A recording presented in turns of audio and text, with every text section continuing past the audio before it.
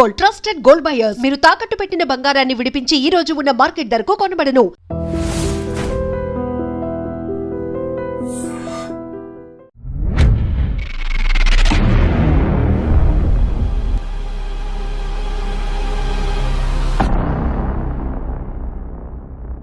Welcome to Vakeel Saab. సాధారణంగా ప్రతి ఇంట్లో కొన్ని చిన్న చిన్న సమస్యలు ఎదురవుతాయి. ఉదాహరణకు తండ్రి ఆస్తి కూతురికి వస్తుందా లేదా, లేదు అన్నదమ్ములతో పాటు కూతురికి సమాన హక్కు ఉంటుందా లేదా, ఈ చిన్న చిన్న సమస్యలతో పాటు చుట్టుపక్కల వాళ్ళతో ఏదో మాటామంతిలోనో ఒకసారి ఘర్షణ వస్తుంది.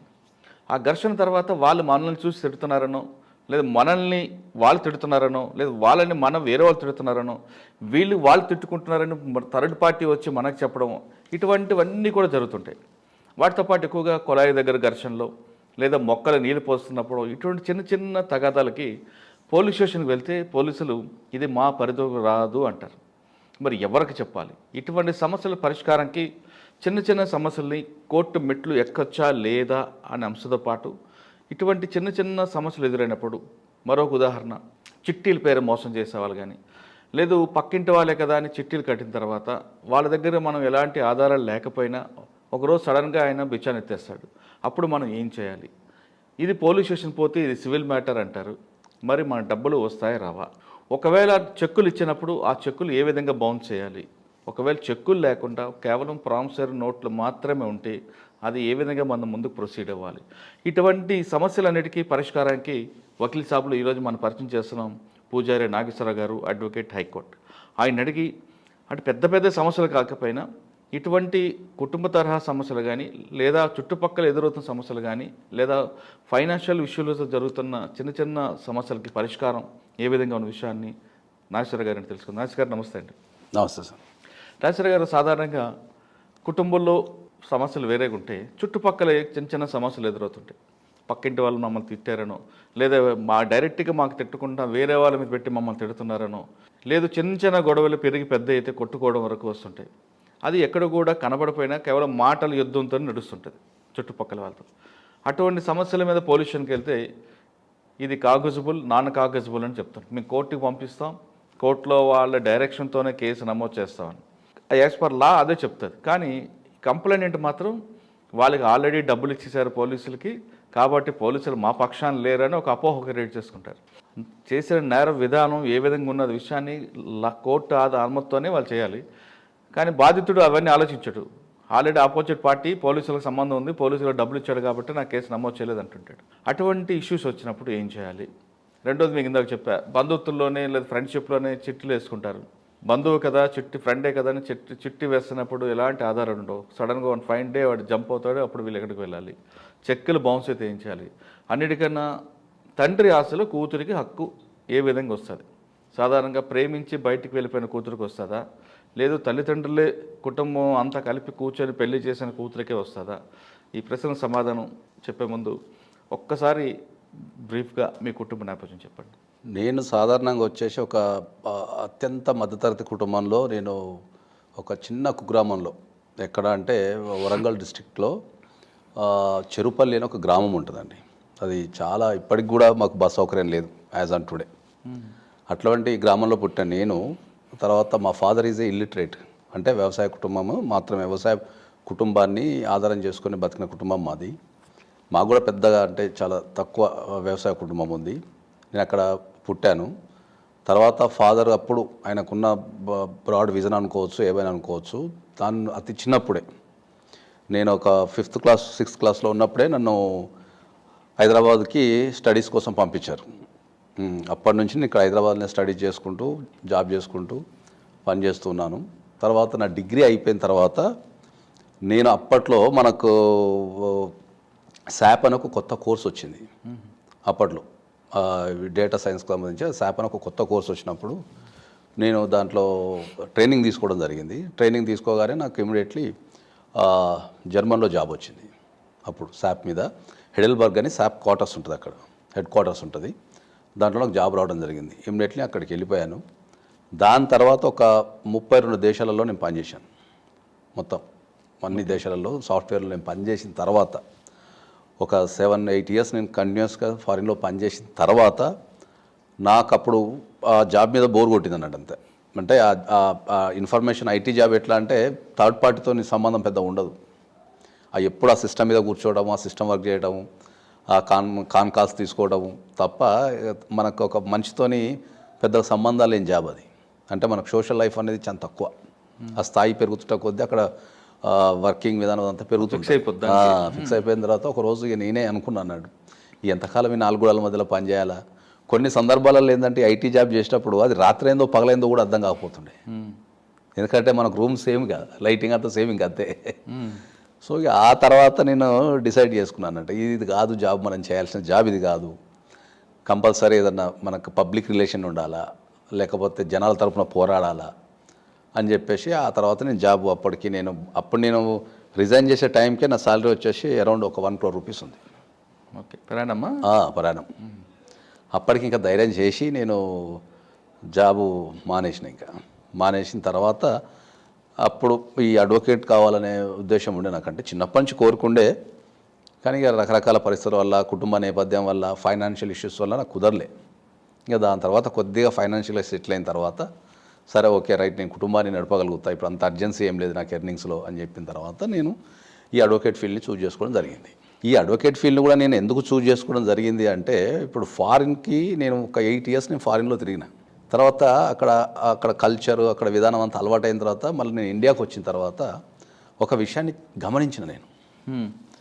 గమనించిన ఏంటంటే చాలా అంటే అక్కడ ఫారిన్లో ఏంటంటే ఫస్ట్ చట్టానికి విలువిస్తారు, తర్వాత వ్యక్తిగత అభిప్రాయాలకి, వ్యక్తిగత అవసరాలకి విలువిస్తారు.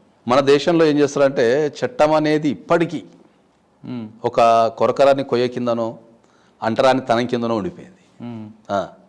ఎందుకంటే ఇప్పటికీ నా దగ్గరికి, ఇప్పుడు యాజ్ ఏ అడ్వకేట్ ఇప్పటికీ నా దగ్గరికి ఐఐటీలో పనిచేసే వ్యక్తులు కావచ్చు, లేదా పెద్ద పెద్ద సంస్థలలో పనిచేసే వ్యక్తులు కావచ్చు, వాళ్ళు మనకి ఏం చెప్తుంటారు అంటే, సార్ ఇప్పటిదాకా మా ఇంటా వంట నేను పోలీస్ స్టేషన్ పోలేదు సార్ అంట. పోలీస్ స్టేషన్కి పోవడం అనేది నామూషియం కాదు. పోలీసులు అనేది ఒక రక్షణ వ్యవస్థ, మనల్ని కాపాడడానికి, మనకు సమాజంలో ఉన్న శాంతి భద్రతలని చూసుకోవడానికి ఉన్న రక్షణ వ్యవస్థ అది. కానీ వాళ్ళు ఎట్లా ఫీల్ అవుతారంటే, సార్ ఇప్పటికి నేను మా ఇంటి వంట పోలేదు, మా పరుగు పోయింది సార్, పోలీస్ స్టేషన్ పోలీసు వాళ్ళు మా ఇంటికి వచ్చారు సార్, లేకపోతే ఇంతవరకు మేము కోర్టుకు పోలేదు సార్ అంటారు. కోర్టుకు పోవడం అనేది నామోషయం కాదు. రాజ్యాంగం నీకు కొన్ని హక్కులు ఇచ్చింది, కొన్ని రైట్స్ ఇచ్చింది, కొన్ని హక్కులు ఇచ్చింది, కొన్ని ఫెసిలిటీస్ ఇచ్చింది. నువ్వు ఈ దేశంలో ప్రశాంతంగా బతకడానికి ఒక జీవన విధానాన్ని ఇచ్చింది. దాన్ని ఎక్సర్సైజ్ చేసుకోవడానికి నీకేమైనా అన్యాయం జరిగినప్పుడు కానీ, నీ రైట్స్కి ఎక్కడన్నా భంగం జరిగినప్పుడు కానీ మీరు కోర్టుకు వెళ్ళి ఎక్సర్సైజ్ చేసుకోమని చెప్తున్నది. ఇప్పటికీ ఆ జీవిత విధానాన్ని బాగా గమనించిన. అంటే ఆ ట్రెండ్ మార్చాలని మీరు లాలోకి వచ్చారు? అవును, ఆ ట్రెండ్ మార్చడానికి లాలోకి వచ్చింది ప్రధానంగా. సాధారణంగా లా చేసిన వాళ్ళు ప్రతి ఒక్కరు కూడా ముందు సర్వీస్ మోటో అంటారు, తర్వాత ప్రొఫెషనల్ అంటారు, తర్వాత కమర్షియల్ అవుతుంటారు. మరి కొంతమంది ఆ క్రిమినల్స్తో కలిసి వేరే యాంగిల్లో వెళ్ళిపోతుంటారు. కొన్ని మర్డర్ కేసులు కూడా మనం చూస్తున్నాం. క్రిమినల్ యాంగిల్ పక్కన పెడతా ఉన్నాను, అందరూ రారు. అది ప్రొఫెషనల్గా చాలా 1% కూడా ఉండకపోవచ్చు. సార్ మీరు ప్రొఫెషనల్ అనుకున్నారా, సర్వీస్ మోటో అనుకున్నారా, కమర్షియల్ చేద్దాం అనుకుని వచ్చారా? ఆల్రెడీ మీరు ఫైనాన్షియల్గా సెటిల్ అయి ఉన్నారు కాబట్టి. అంటే నేను వాస్తవానికి చెప్పాలంటే నేను వచ్చిందైతే సర్వీస్ మోటో కిందనే వచ్చిన. నేను సర్వీస్ చేయాలి, జనాలకు సర్వీస్ చేయాలి, అడ్వకేట్ కింద ఎవరికైనా అన్యాయం జరిగితే మనం దాన్ని వాళ్ళకి న్యాయం చేయాలనే ఉద్దేశంతోనే వచ్చినాం. దాని మీదనే ఉన్నాం ఇప్పటికీ. ఎవరికి అన్యాయం జరిగినా కూడా మనం వాళ్ళకి న్యాయం చేస్తానికే ఉన్నాం. కానీ మనకి ఇండియాలో ఒక లాని మనం కనుక ఒక కోర్టులో కేసు నడపాలి అంటే మనకు కంపల్సరీ కొద్దిగా కమర్షియల్ యాంగిల్ ఆలోచించాల్సిన పరిస్థితి ఏర్పడుతుంది. అంటే అదొకటి ఆలోచించారంటే మీరు ఫ్రీగా సర్వీస్ చేస్తామన్నా జనం కూడా వేరే అనుకుంటారు. అది కూడా ఉన్నది. ఫ్రీగా సర్వీస్ చేస్తాను లేదు.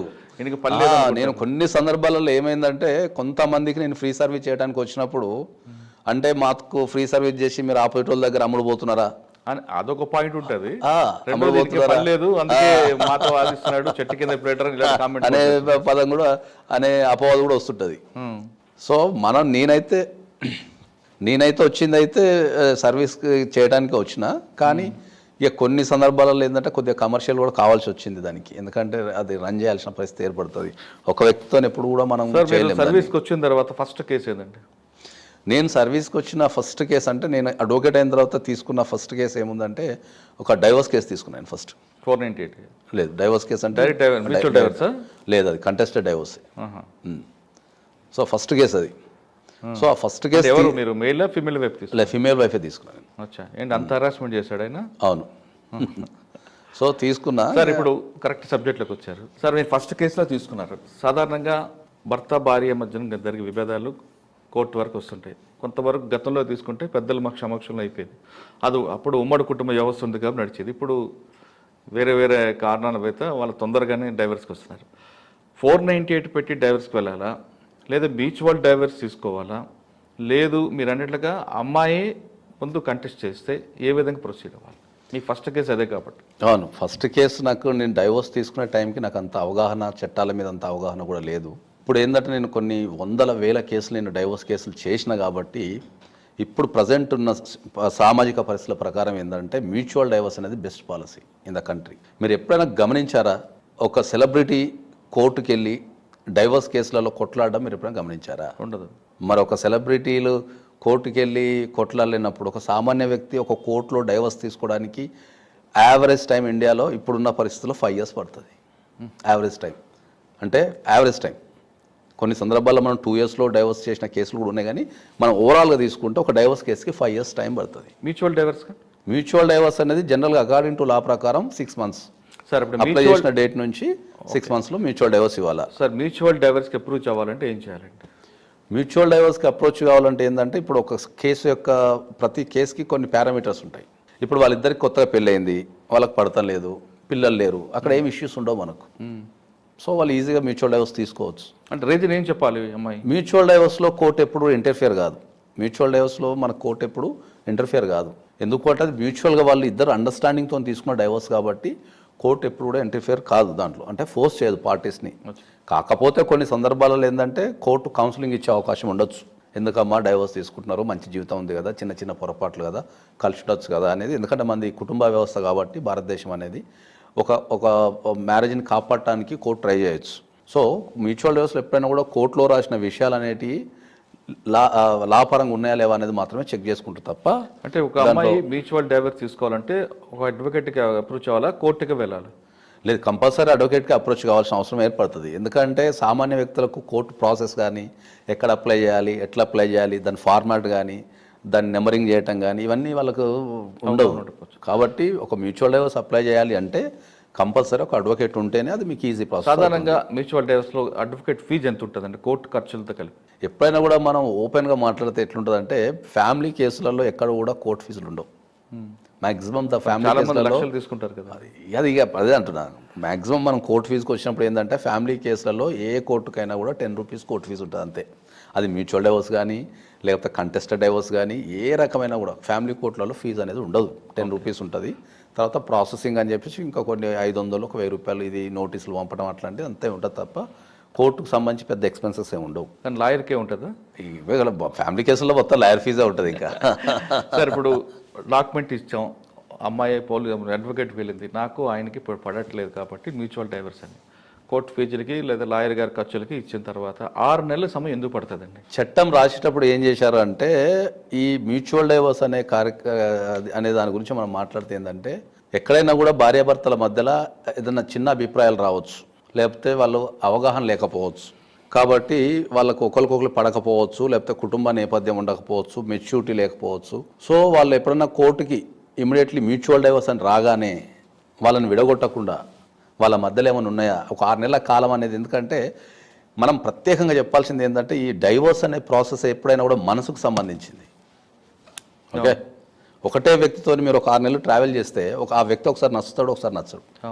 ఓకే, సో ఆ మ్యూచువల్ డైవర్స్ అనే ప్రాసెస్ అనేది అది ఎమోషనల్గా తీసుకున్న డెసిషనా లేకపోతే వాళ్ళు కంపల్సరీ స్టాండ్ అవుతారా, ఆ 6 months ఉండగలుగుతారా ఆ డెసిషన్ మీద అనేది మెయిన్ ప్రధాన కారణం. ఎందుకంటే ఇప్పుడు ఇంట్లో ఒక గొడవ అవుతుంది, నీతో నేను కలిసి ఉండలేను, చల్ రేపు పొద్దుల పోయి మనం కోర్టులో డైవర్స్ తీసుకుందాం అని చెప్పేసి పక్కన పోయి అప్లై చేసుకుంటా కోర్టు గ్రాంట్ చేసింది అనుకో, అప్పుడు ఆ ప్రాసెస్కి వాల్యూ ఉండదు. సో అది ఎమోషనల్ ఉండొచ్చు. తర్వాత మళ్ళీ ఒక 3 నెలల కరియర్ అప్పుడు ఆవేశపడి డైవర్స్ తీసుకున్నానే ఆ వ్యక్తి మంచోడు కదా, నేను తప్పర్థం చేసుకున్నానేమో, ఇట్లాంటి కాన్సెప్ట్లు అన్నీ ఉంటాయి.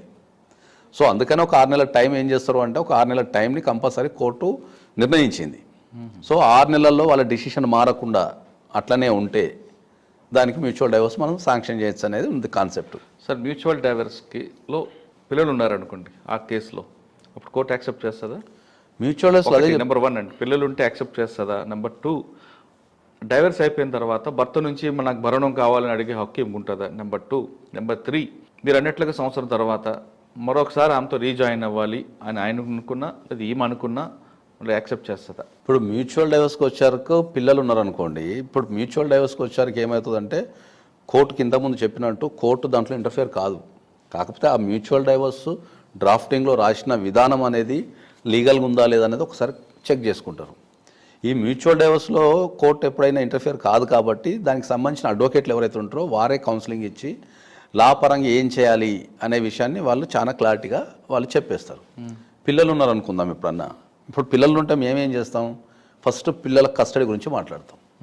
పిల్లలు ఎవరి దగ్గర పెరగాల మ్యూచువల్ డైవర్స్లో, సో దాన్ని డిసైడ్ చేస్తాం. తండ్రి దగ్గర పెరగాలనా తల్లి దగ్గర పెరగాలి. అది మ్యూచువల్ అండర్స్టాండింగ్లో కొంతమంది ఏం చేస్తారు, పిల్లల్ని తల్లి దగ్గరనే ఉండమని చెప్తారు. కొంతమంది తండ్రి కూడా పిల్లల యొక్క కస్టడీ తీసేసుకుంటాడు. ఈ కస్టడీ అనేది మళ్ళీ పర్మనెంట్ కస్టడీ అనేది మనం రాయాలి కంపల్సరీ. ఎందుకంటే ఇవాళ రేపు ఎక్కడికి పోయినా కూడా అప్లికేషన్ ఫామ్స్లలో కొన్ని డీటెయిల్స్ అడుగుతున్నారు. సో ఆ కస్టడీ అనేది మనం కంపల్సరీ డిఫైన్ చేయాలి, ఫస్ట్ పాయింట్. రెండోది వచ్చేసి వాళ్ళకి సంబంధించిన ఎక్స్పెన్సెస్ ఏవైతే మెయింటెనెన్స్ అంటామో దానికి సంబంధించి కూడా దాంట్లో మనం డిఫైన్ చేయాలి. కొంతమంది ఏం చేస్తారంటే మెయింటెనెన్స్ ఎవ్రీ మంత్ ఇవ్వకుండా ఏం చేస్తారు, లంసమ్ అమౌంట్ ఇచ్చేస్తారు. ఒక 5 lakhs 10 lakhs 15 lakhs వాళ్ళ ఆర్థిక పరిస్థితులను బట్టి ఇచ్చేస్తారు. కొంతమంది ఏం చేస్తారు, పిల్లల పేరు మీద అసెట్స్ రాస్తారు. కొంతమంది ఏం చేస్తారు, నెలకు ఒక 10,000 20,000 ఇస్తా అని చెప్తారు. దాన్ని మనం కంపల్సరీ రాయాలి దాంట్లో. ఇంకా కొంతమంది ఏం చేస్తారంటే అసలు మేము ఏమి ఇవ్వమని చెప్పి రాసేస్తారు. పిల్లలకు మేము ₹1 కూడా ఇవ్వమని చెప్పి రాస్తారు. అది పార్టీస్ మధ్యలో ఉన్న అండర్స్టాండింగ్. సో దాన్ని మనం కంపల్సరీ పిల్లల కష్టం అనేది ఎక్కడ ఉండాలని ఒకటి రాయాలా. రెండోది వాళ్ళకి సంబంధించిన మెయింటెనెన్స్ కానీ ఎడ్యుకేషనల్ ఎక్స్పెన్సెస్ కానీ ఎవరు పెట్టుకుంటున్నారు, ఎట్లా పెట్టుకుంటున్నారు అనేది మనం డిఫైన్ చేయాలా. మూడోది చైల్డ్ కస్టడీ ఎవరి దగ్గర అయితే ఉంటుందో, పర్మనెంట్ చైల్డ్ కస్టడీ ఎవరి దగ్గర అయితే ఉంటుందో వాళ్ళ ఆపోజిట్ పర్సన్కి మనం విజిటింగ్ రైట్స్ అనేది కంపల్సరీ ఇవ్వాలి.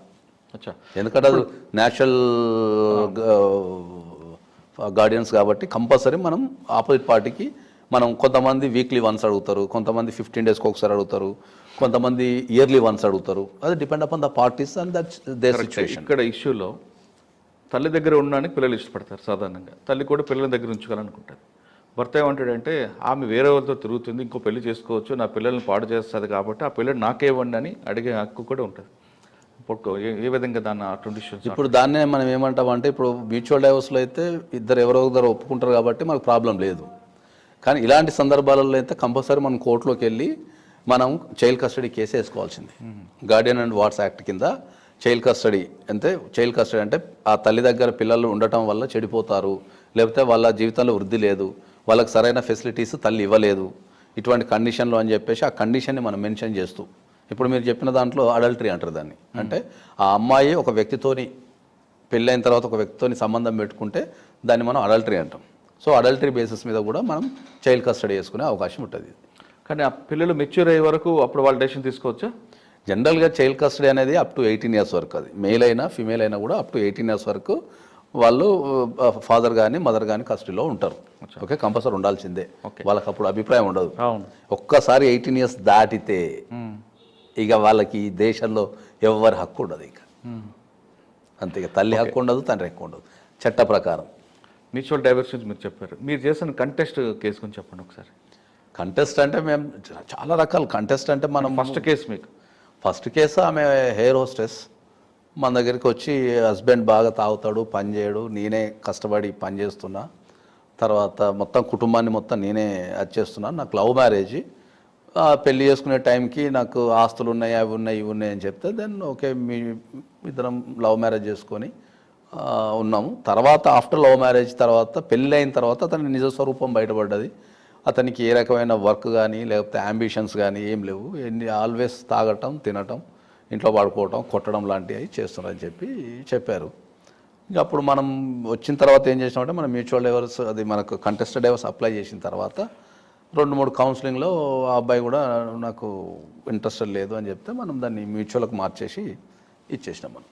అచ్చా, ఇప్పుడు మీరు చెప్తున్న కేసులోనే సాధారణంగా అటువంటి కేసులు ఎక్కువ కనిపిస్తుంటాయండి. జనరల్గా లవ్ మ్యారేజ్ ఉంటుంది, తర్వాత అబ్బాయిని ప్రేమించి అమ్మాయి ఇంట్లోకి వస్తుంది, మీరు అన్నట్లుగా ఇంటికి వచ్చిన తర్వాత ఈ అమ్మాయి ఆదాయం మీద ఆధారపడ్డ అతను చెడు అలవాట్లు బానిసై చేస్తుంటాడు. కానీ ఈ అమ్మాయి మాత్రం భర్తే కదా, ఇప్పటికైనా మారుతాడు కదా అని ఆమె సంపాదన అంతా కూడా ఇల్లు కొంటుంది, ఇంకా రకరకాలన్నీ కొంటుంది. వన్ ఫైన్ డే ఇద్దరి మధ్య డిస్ప్యూట్స్ వస్తుంది. వచ్చినప్పుడు ఈ అమ్మాయి నేను కొన్న ప్రాపర్టీ నాకు హ్యాండ్ ఓవర్ చేయి అని అడగ హక్కు ఉందా? లేదు ఇద్దరం కలిపి ఉన్నాం. లేదంటే ఆయన ఏం చేస్తాడంటే ఒక 2-3 ఈఎంఐలు పే చేసి వస్తాడు. ఇందులో నా ఆస్తి కూడా ఉంది అని ఆయన అడిగే హక్కు ఉందా?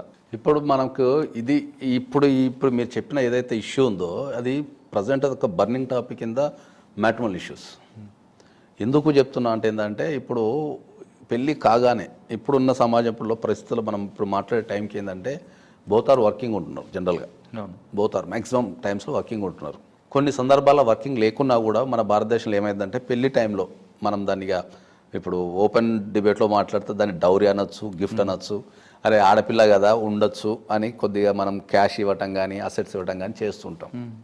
సో ఈ 2 సందర్భాలలో ఏంటంటే అమ్మాయి తరపు నుంచి కనుక వీళ్ళు ఏం చేస్తున్నారంటే పెళ్లి కాగానే అరే మనం కొత్తిల్లు కొనుక్కుందాం, ఇద్దరు ఎంప్లాయీస్ ఉన్నారు అనుకో, ఈఎంఐ కట్టుకోవచ్చు, ఒక కొత్తిల్లు కొనుక్కుందామనో లేకపోతే ట్యాక్స్ బెనిఫిట్స్ కోసమో వీళ్ళు ఆలోచన లేకుండా ఇద్దరి పేరు మీద తీసేసుకుంటారు. తర్వాత ఇద్దరి పేరు మీద తీసుకుంటారు, ఒక 1 year తర్వాత డిస్ప్యూట్ రాగానే కథం అది డిస్ప్యూట్ అయిపోతుంది. అవును, అప్పుడు ఆ ప్రాపర్టీ ఎవరికి వెళ్తుంది?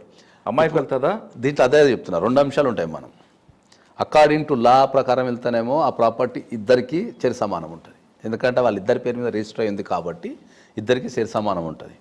ఓకే, ఇంకా లోతుల్లో కంటే ఎక్స్పర్ట్ అడ్వైజ్ ఇవ్వాలి అనుకుంటే ఎవరైతే పెట్టుబడి పెడతారో అంటే ఎవరైతే ఇన్వెస్ట్ చేస్తారో వాళ్ళు సివిల్ కోర్టుకి వెళ్ళి ఆ ఇన్వెస్ట్మెంట్ని లాక్కునే అవకాశం కానీ అంటే మళ్ళీ తిరిగి తీసుకునే అవకాశం కానీ, లేకపోతే ఇప్పుడు నేనున్నా అనుకుందాం, ఇద్దరం నేను మా వైఫ్ పనిచేస్తున్నారు, నేనే మొత్తం సంపాదించిన, నేనే ఈఎంఐ కడుతున్నా, నేనే దానికి కావాల్సిన అడ్వాన్స్ ఒక 10 lakhs 15 lakhs నేనే కట్టిన అన్నీ.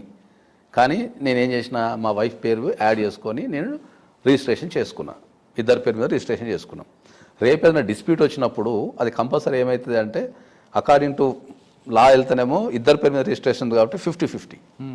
కానీ నేనే అడ్వాన్స్ కట్టినట్టు, నేనే ఈఎంఐ కట్టినట్టు అన్నీ నా పేరు మీదనే కనుక సాక్ష్యాలు ఉంటే మళ్ళీ నేను సివిల్ కోర్టుకి వెళ్ళి ఈ ప్రాపర్టీ మొత్తం నాదే, ఇది నా కష్టార్జితం కాబట్టి మా ఆవిడ పేరు తీసేయండి, ఆ ఆస్తి నాకు చెందేటట్టు చేయండి అని చెప్పి మనం సివిల్ కోర్టులో కూడా కేసు వేసుకోవచ్చు. ఓకే, ఇప్పుడు మీరు చెప్తున్నట్లుగా రివర్స్ వచ్చాం అనుకోండి, అమ్మాయి క్యాపిటల్ పెట్టింది, అమ్మాయి కూడా సేమ్ రేట్, ఈ అమ్మాయి ఇతను 2-3 ఈఎంఐలు కడతాడు, ఇద్దరి మధ్య డిస్ప్యూట్ వచ్చింది, ఆ ప్రాపర్టీ ఎవరికి వెళ్తుంది?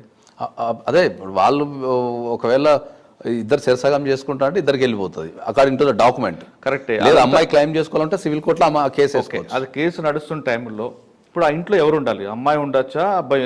ఇద్దరు వీటిపై డిస్ప్యూట్ వచ్చింది కాబట్టి ఆ ప్రాపర్టీలో ఎవరు ఉండాలి, పొజిషన్ ఎవరు ఉండాలి? అది ఇక్కడ మళ్ళీ కాంప్లికేటెడ్ ఉంటుంది.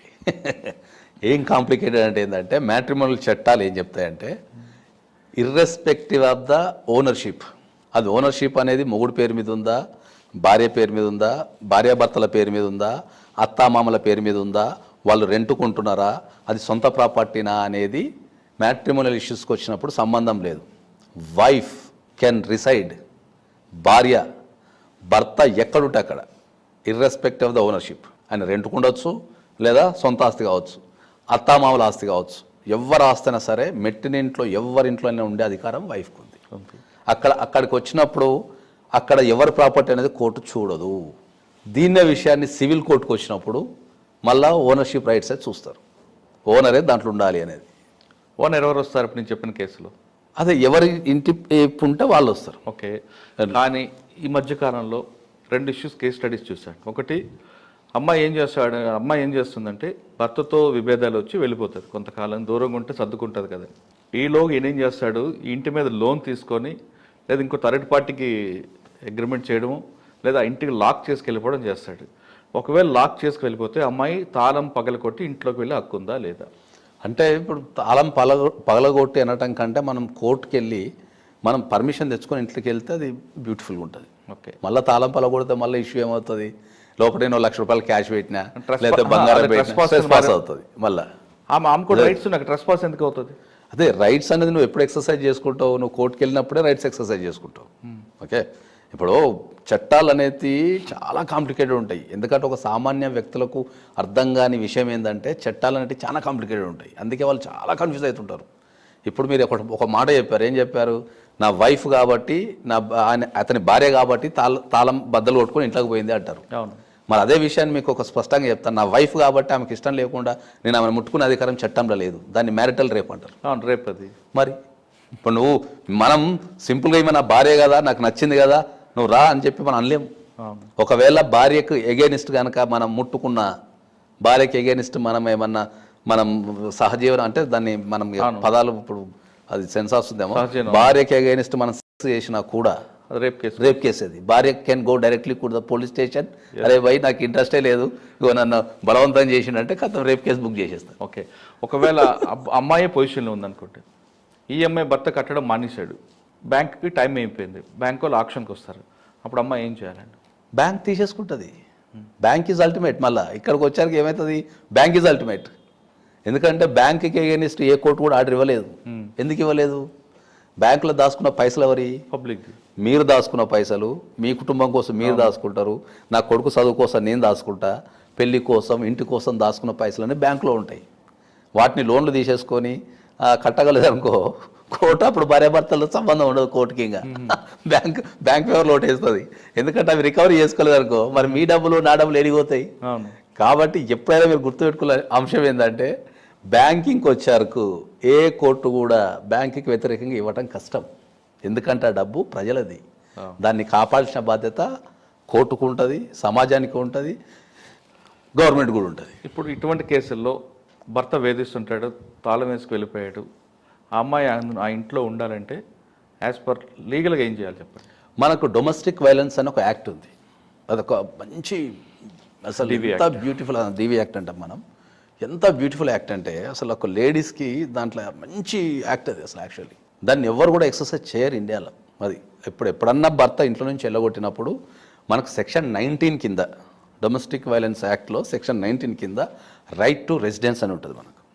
మనం వెళ్ళి కోర్టుకి వెళ్ళి, ద నియరెస్ట్ కోర్టుకి వెళ్ళి సెక్షన్ 19 కింద కనుక మనం అప్లికేషన్ ఫైల్ చేసుకుంటే మెజిస్ట్రేట్ అన్ని పరిశీలించి తాళం బద్దలు కొట్టుకొని పోయి ఇంట్లో పోమా అని చెప్పి ఆర్డర్ ఇస్తాం. అంటే ఆమె డివి యాక్ట్కు వెళ్ళాలి. అవును, చట్టంలో ప్రొవిజన్ ఉంది. అత్తామామలు రానియకున్నా, మౌరు రానియకున్నా, ఆమెకి ఇల్లు లేకున్నా, ఆ రైట్ టు రెసిడెన్స్ కింద మీరు వెళ్ళి మీరు అప్లికేషన్ వేసుకుంటే కంపల్సరీ కోర్టు పరిశీలించి 100% మీకు ఆర్డర్ ఇస్తుంది. ఓకే, అటువంటి కేసుల్లోనే సాధారణంగా ముందు ప్రేమించుకుంటారు, పెళ్లి చేసుకుంటారు, అంతా బాగానే ఉంటుంది. లేదా కొంతమంది కుటుంబ పెద్దలతో పెళ్లి చేసుకుంటారు అంగీకారంతో. ఆమెను విడగొట్టాలి, భార్యని పంపించాలి. ఈయనకి ఏదో ఎఫ్ఐఆర్ ఉండొచ్చు, లేదా ఈయనకి ఏదో డబ్బులు వస్తాయని, ఇంకొక కట్నం వస్తుందని ఇంట్లో వాళ్ళు ప్రెజర్ ఇవ్వచ్చు. అటువంటి టైంలో మ్యూచువల్ డైవర్స్కి ఆమెను అంగీకరించదు. ఈయన కంటెస్ట్ చేస్తే ఎవరో చెప్తారు, నువ్వు కూడా భరణం ఇవ్వాలి, కాబట్టి ఆమె క్యారెక్టర్ని బ్యాడ్ చేసి పంపించాలని ఎవరో ఒక ఐడియా ఇస్తారు. అటువంటి క్యారెక్టర్ బ్యాడ్ చేయాలని కూడా కొంతమంది ప్రయత్నిస్తుంటారు. లేడీ క్యారెక్టర్ని బ్యాడ్ చేయాలని, ఇంటికి వచ్చిన వాళ్ళతో మాట్లాడుతుందనో, లేదు ఆమె ఎవరైనా ఫ్రెండ్స్ కజిన్స్ వచ్చినా సరే వాళ్ళిద్దరికి కలిపి ఒక లింక్ క్రియేట్ చేయడం, సీసీ కెమెరా, ఇటువంటి క్యారెక్టర్ని బ్యాడ్ అనాలిసిస్ చేసే వాళ్ళని ఏ విధంగా మనం కౌంటర్ అయ్యాలండి? ఇప్పుడు ఒక విషయం మనం చెప్పాల్సిన విషయం ఏంటంటే, ఒక వ్యక్తి కనుక డైవర్స్ కావాలనుకుంటే, okay, the easiest process is a cruelty. క్రుయాలిటీకి సరైన డెఫినేషన్ చట్టంలో కరెక్ట్ లేదు. ఓకే, క్రుయాలిటీకి రూపం లేదు. ఓకే, మనం ఒక వ్యక్తిని పదే పదే చీత్కరించుకోవడం క్రుయాలిటీనే, అన్నం పెట్టకపోవడం క్రుయాలిటీనే, మొగుడి యొక్క తల్లిదండ్రులని సరిగ్గా చూసుకోకపోవడం క్రుయాలిటీనే, తర్వాత సెక్స్ జీవితాన్ని ఇవ్వకపోవడం క్రుయాలిటీనే. అట్లా క్రుయాలిటీకి రూపం లేదు. The cruelty is a word. Cruelty అనే పదంగానికి ఎవరికైనా అర్థమైతే డైవర్స్ ఇట్లా మనం నిలబెట్టి ఇప్పించచ్చు. దాంట్లో మీరు అన్నట్టు రూపమే లేదు కదా, రూపం లేదు దానికి. కాబట్టి అటువంటి కేసుల్ని అమ్మాయి ఏ విధంగా ఎదుర్కోవాలంటే, అటువంటి సాడిస్ట్ ఫెలోస్కి? అవును, మీరు ఇప్పుడు ప్రధానంగా మనకు ఇప్పుడు భారతదేశంలో మనం ఇంతకుముందు మనం చెప్పినట్టు ఏంటంటే, చట్టాల మీద ఎవరికి సరైన అవగాహన లేదు. ఫస్ట్ ఎందుకు లేదు అంటే, ఇప్పటికి కూడా మన దగ్గరకు వచ్చే ప్రతి వ్యక్తి ఏం చెప్తున్నాడంటే, సార్ ఇప్పుడు నువ్వు నా భార్యతోని కలిసి జీవించలేని పరిస్థితి ఉంది, అది కారణం ఏదైనా కావచ్చు, ఒక్కొక్క వ్యక్తికి ఒక్కొక్క కారణం ఉంటుంది, కానీ నా భార్య ఒప్పుకుంటేనే నాకు డైవర్స్ వస్తుంట కదా సార్ అని వచ్చి అడుగుతాడు. చట్టం రాసేటప్పుడే మీకు డైవర్స్, అది మనకి హిందూ మ్యారేజ్ యాక్ట్ రాసేటప్పుడే అక్కడ భార్య భర్త అనే పదం ఉపయోగించలే, స్పౌస్ అనే పదం ఉపయోగించారు. ఇది స్పౌస్ అనే పదమే ఉపయోగించారు, భార్యాభర్త అనే పదం లేదు దాంట్లో. ఓకే, సో నీకు ఒక వ్యక్తితోని కలిసి జీవించలేని పరిస్థితి ఉన్నప్పుడు నువ్వు కోర్టుకు వచ్చి అప్లై చేసుకునే చెప్తుంది తప్ప, నువ్వు ఒక భర్త అప్లై చేస్తే భార్య ఒప్పుకుంటేనే డైవోర్స్ వస్తున్న సిస్టమ్ లేదు. అసలు ముందు ఆ భ్రమ నుంచి బయట అసలు లేదు, ఆ భ్రమ నుంచి బయటకు రావాలి ఫస్ట్. ఒక వ్యక్తితో నేను కలిసి జీవించలేను, ఏదైనా కారణం కావచ్చు, ఆ కారణం పట్టుకొని నువ్వు కోర్టుకు వెళ్ళాలా. కోర్టుకు వెళ్ళినప్పుడు కోర్టు పరిశీలించి మీకు ఆ డైవర్స్ ఇవ్వాలా వద్దా, ఈ వ్యక్తితో కలిసి జీవించే పరిస్థితి ఉందా లేదా అనేది పరిశీలించే ఇస్తుంది. కాదు లేదు సార్ నాకు పలానా వ్యక్తి చెప్పాడు సార్ మా ఆవిడ ఒప్పుకుంటేనే డైవర్స్ వస్తుంది కదా, మా ఆవిడ గంటకోసారి నేను ఒప్పుకుంటేనే డైవర్స్ వస్తుందా అని చెప్పేసి నాకు ఫోన్ చేసి బెదిరిస్తుంది సార్, నేను ఒప్పుకోకుండా నీకు డైవర్స్ ఎవడిస్తారని బెదిరిస్తుంది సార్ అని చెప్తారు. సో ఫస్ట్ ఆ భ్రమ నుంచి బయటికి రావాలి. రెండోది, మీకు చాలామందికి అర్థం కాని విషయం ఏంటంటే, especially when it comes to the matrimonial issues, సమస్య ఒక్కటే ఉంటుంది. ఏంటది? కలిసి ఉండాలా విడిపోవాలి. సమస్య ఒకటే. పార్టీస్ ఇద్దరు ఉంటారు, భార్య భర్త. చట్టాలు ఒక 6 నుంచి 7 ఉన్నాయి. ఏ చట్టానికి ఆ చట్టమే, మళ్ళీ ఒకదాన్ని ఒకదాన్ని కలపనీకి లేదు. ఇంత మీద మీరు బర్ణం అన్నారు, బర్ణానికి వేరే చట్టం అది. ఓకే, కలిసి ఉండటం విడిపోవడం అనేది డైవర్స్. చైల్డ్ కస్టడీకి మళ్ళీ వేరే చట్టం, పిల్లలు ఎక్కడ ఉండాలి. డొమెస్టిక్ వైలెన్స్కి వేరే చట్టం, హరాస్మెంట్కి మళ్ళీ 498. ఓకే, అట్లా ఇవి అర్థం కావు. ఇవి అన్నీ మనం ఏం చేస్తామంటే మనం అన్నీ మిక్సీ తిప్పేస్తాం, అన్నీ ఒకటే అనుకుంటుంటాం. సో అది అందరికి అర్థం కాక ఏంటంటే, కామన్ క్వశ్చన్స్ ఏంటంటే, మా ఆవిడ ఒప్పుకుంటేనే డైవర్స్ వస్తుందట కదా అనే పదం చాలా వాడుతుంటారు. ఇంకా ఇప్పటికీ ఉన్న అతిపెద్ద రూమర్ ఏం తెలుసా, మగవాళ్ళు డైవర్స్ అప్లై చేసుకుంటే రావంట కదా. ఫస్ట్ రాగానే అడిగే క్వశ్చన్ ఏంటంటే, సార్ నేను మగవాళ్ళు అప్లై చేసుకుంటే డైవర్స్ రావంట కదా అంటారు. డైవోర్స్ అనేది ఇవ్వడానికి మగవాళ్ళు ఆడవాళ్ళు వీళ్ళు అప్లై చేసుకోవాలా వాళ్ళు అప్లై చేసుకోవాలని సిస్టమ్ ఏం లేదు. నువ్వు ఒక వ్యక్తితోని కలిసి జీవించలేని పరిస్థితి కారణం ఏదైనా కావచ్చు, అది క్రుయాలిటీ కావచ్చు, అడల్టరీ కావచ్చు, డిజర్షన్ కావచ్చు, లేకపోతే మనకు రోగాలు ఉండొచ్చు, ఇంకేదైనా. అదేలేండి, మీరు డైరెక్ట్ కోర్టుకి వెళ్ళి అబ్బాయిని అమ్మాయిని అప్లై చేసుకుంటే కోర్టు దాంట్లో ఉన్న విషయాలను పరిశీలించి ఓకే రైట్ ఈయన చెప్పింది నిజమే, ఈయన ప్రూవ్ చేసుకున్నాడు కాబట్టి నేను డైవర్స్ ఇస్తున్నా అంటారు. ఓకే, ఇప్పుడు నేను అడిగిన క్వశ్చన్కి ఆన్సర్ ఏంటంటే, అమ్మాయి క్యారెక్టర్ని బ్యాడ్గా క్రియేట్ చేస్తుంది. ఇప్పుడు మనం అమ్మాయి క్యారెక్టర్ని ఇప్పుడు చట్ట ప్రకారం వస్తే మళ్ళీ ఏమవుతుందంటే, అమ్మాయి క్యారెక్టర్ని బ్యాడ్ చేయడం అంటే ఏంది అనేది ఒక ఫస్ట్ క్వశ్చన్ మనకు. ఇప్పుడు అమ్మాయి క్వశ్చన్ని మనం బ్యాడ్ చేయడం అంటే ఒక వ్యక్తితో తిరగడం ద్వారానో, ఇప్పుడు ఐ లవ్ యూ అనేది మన మన మన మన జనరల్ సమాజంలో ఐ లవ్ యూ అనేది మన కొద్దిగా అది ఇద్దరు ప్రేమించుకునే వ్యక్తులకు అది స్వీట్ వర్డ్, కానీ కొద్దిగా అది మనం మార్కెట్లోకి వచ్చేస్తే అది నెగిటివ్ వర్డ్. అది ఇప్పుడు ఒక అబ్బాయి ఒక అమ్మాయిని ఒక ఫ్రెండ్షిప్లో ఐ లవ్ యూ అని చెప్తే దాన్ని ఎంతమంది దాన్ని పాజిటివ్గా తీసుకోగలుగుతారు? చట్టంలో ఐ లవ్ యూ అనే వర్డ్ అది నార్మల్ వర్డ్. అది నువ్వు ఐ లవ్ యూ అనేది ఎవరికైనా చెప్పొచ్చు. అది నువ్వు భార్యకి చెప్పొచ్చు, నీకు ఒక ఫ్రెండ్ అంటే ఒక అమ్మాయి ఒక ఫ్రెండ్ ఉంటే అమ్మాయికి చెప్పొచ్చు, కొడుకు చెప్పొచ్చు, ఫాదర్కి చెప్పొచ్చు. I love is a word, general word. అది దాంట్లో పెద్ద భూతం ఉండదు. అదే ఒక అమ్మాయి ఒక అబ్బాయికి ఐ లవ్ యూ చెప్పింది అనుకుందాం, అంటే ఒక గుడ్ ఇంటెన్షన్తో, వాళ్ళిద్దరి మధ్యలో ఏ రకమైన రిలేషన్షిప్ లేదు, వాళ్ళిద్దరు ఒక మంచి ఫ్రెండ్స్, ఐ లవ్ చెప్పింది అనుకో, మనోడు ఏం చేస్తాడు, సార్ ఐ లవ్ చెప్పింది సార్ ఇద్దరి మధ్య లేదు సార్ అని చెప్పి స్టార్ట్ చేసేస్తాడు. కానీ చట్టంలో అది ఐ లవ్ యూ అనేది that's a very common word. So ఒక అమ్మాయిని మనం బ్యాడ్ చేయటం అనేది మనం చేసినా దానికి సంబంధించిన ప్రూఫ్స్ అనేది కంపల్సరీ కావాల్సిందే. కోర్ట్ అనేది ఎప్పుడు కూడా ఎవిడెన్స్ మీదనే ఆధారపడి జడ్జిమెంట్లు ఇస్తారు. ఇప్పుడు నువ్వు చెప్పిన కేసుల్లో అమ్మాయి భార్య యొక్క క్యారెక్టర్ని బ్యాడ్గా క్రియేట్ చేయడానికి కొంతమంది ఫ్రెండ్స్ సహకారం తీసుకొని ఏమైనా క్రియేట్ చేసి వెళ్తే అది కోర్టుకి వెళ్ళొచ్చు. ఇప్పుడు కానీ ఆ అమ్మాయి ఇన్వాల్వ్మెంట్ ఎంతవరకు ఉంది అనేదే పాయింట్ దాంట్లో. ఇప్పుడు మనకు భారతదేశంలో ఏం చేశారు, 497ని తీసేశారు ఐపీసీ నుంచి. సుప్రీంకోర్టు క్లియర్గా 497ని తీసేసింది. ఏంది? అడల్టరీ అనేది క్రైమ్ కాదు, కానీ అడల్టరీ గ్రౌండ్ మీద మళ్ళీ నువ్వు డైవర్స్ తీసుకోవచ్చు. అంటే నా భర్త నా క్యారెక్టర్ని తప్పుతో పట్టిస్తున్నాడంటే ఆమె కంప్లైంట్ ఇవ్వచ్చు, పోలీస్ స్టేషన్లు ఇవ్వాలా లేదా సైబర్ క్రైమ్లు ఇవ్వాలా? అది ఇప్పుడు ఒకవేళ మనం ఏదైనా ఎలక్ట్రానిక్ పరికరాన్ని ఉపయోగించి మనం ఆ ప్రొపగండా చేస్తూ ఉంటే మనం సైబర్ క్రైమ్స్కి వెళ్ళాలి. ఓకే, ఒక ఫేస్బుక్లో కానీ లేకపోతే ఒక మొబైల్ ఫోన్ ద్వారా కానీ లేకపోతే ఒక కంప్యూటర్ని ఉపయోగించి ఏదన్నా ఒక ఎలక్ట్రానిక్ పరికరాన్ని ఉపయోగిస్తూ నేరం చేస్తేనేమో సైబర్ క్రైమ్స్కి వచ్చేస్తుంది. రైట్. జనరల్ ప్రొపగండా చేస్తేనేమో డైరెక్ట్ మనం పోలీస్ స్టేషన్కి వెళ్ళిపోవచ్చు. ఓకే, సెకండ్ క్వశ్చన్ అందులోనే, రియల్గా ఆమె క్యారెక్టర్ బాగాలేదనుకోండి, భర్త భరించలేకపోతుంటాడు, తన భార్య వేరే వాళ్ళతో తిరగడం అనేది ఆయన కల్లారా చూశాడు. అటువంటప్పుడు ప్రూఫ్ కోసం ఆయన ఏం చేయాలి? లేదా డైరెక్ట్గా అనుమానం ఉంది అంటూ వెళ్ళి పోలీస్ స్టేషన్ కంప్లైంట్ ఇవ్వాలా, కోర్టుకు వెళ్ళాలా? లేదు భార్యని రెడ్ హ్యాండే పట్టుకోవడానికి ఏమైనా ఎలక్ట్రికల్ డైవర్స్ వాడుకుంటూ ఒక సీన్ క్రియేట్ చేయాలా? లేదా కొంతమంది పోలీసు సహకారంతో వెళ్ళి తలుపులు పగలగొట్టాలా? ఇక్కడ సిచ్యువేషన్ రియల్గా ఆమె అవునప్పుడు ఏదో రేర్ కేసుల్లో రియల్గా ఉన్నప్పుడు మనకు కంపల్సరీ ఎవిడెన్స్ ఇవ్వాల్సిందే. మనం ఎవిడెన్స్ ఏ విధంగా క్రియేట్? మనం ఉట్టినే వెళ్ళి నా భార్య వేరేటోళ్ళతో తిరుగుతుంది అనే విషయాన్ని మనం ఉట్టినే కోర్టుకు నోటి ద్వారా చెప్పడం ద్వారా కానీ రాతపూర్వకంగా చెప్పడం ద్వారా కానీ మనం ఎప్పుడు క్రియేట్ చేయలేం. మనకు ఎప్పుడైనా కూడా మనకు ఎక్కువ మనకు ఎదురయ్యే, మనకి ఇప్పుడు మీరు చెప్పిన దాంట్లో ఎదురయ్యే సమస్యలు ఏంటంటే, మనకు ఫస్ట్ ఎలక్ట్రానిక్ ఎవిడెన్స్ తీసుకుంటున్నారు చాలామంది. ఎలక్ట్రానిక్ ఎవిడెన్స్ ఏంటి? వాళ్ళు వాట్సాప్ చాటింగ్ చేసింది కావచ్చు, ఓకే, వాళ్ళు వాట్సాప్ చాటింగ్ చేసింది కావచ్చు, తర్వాత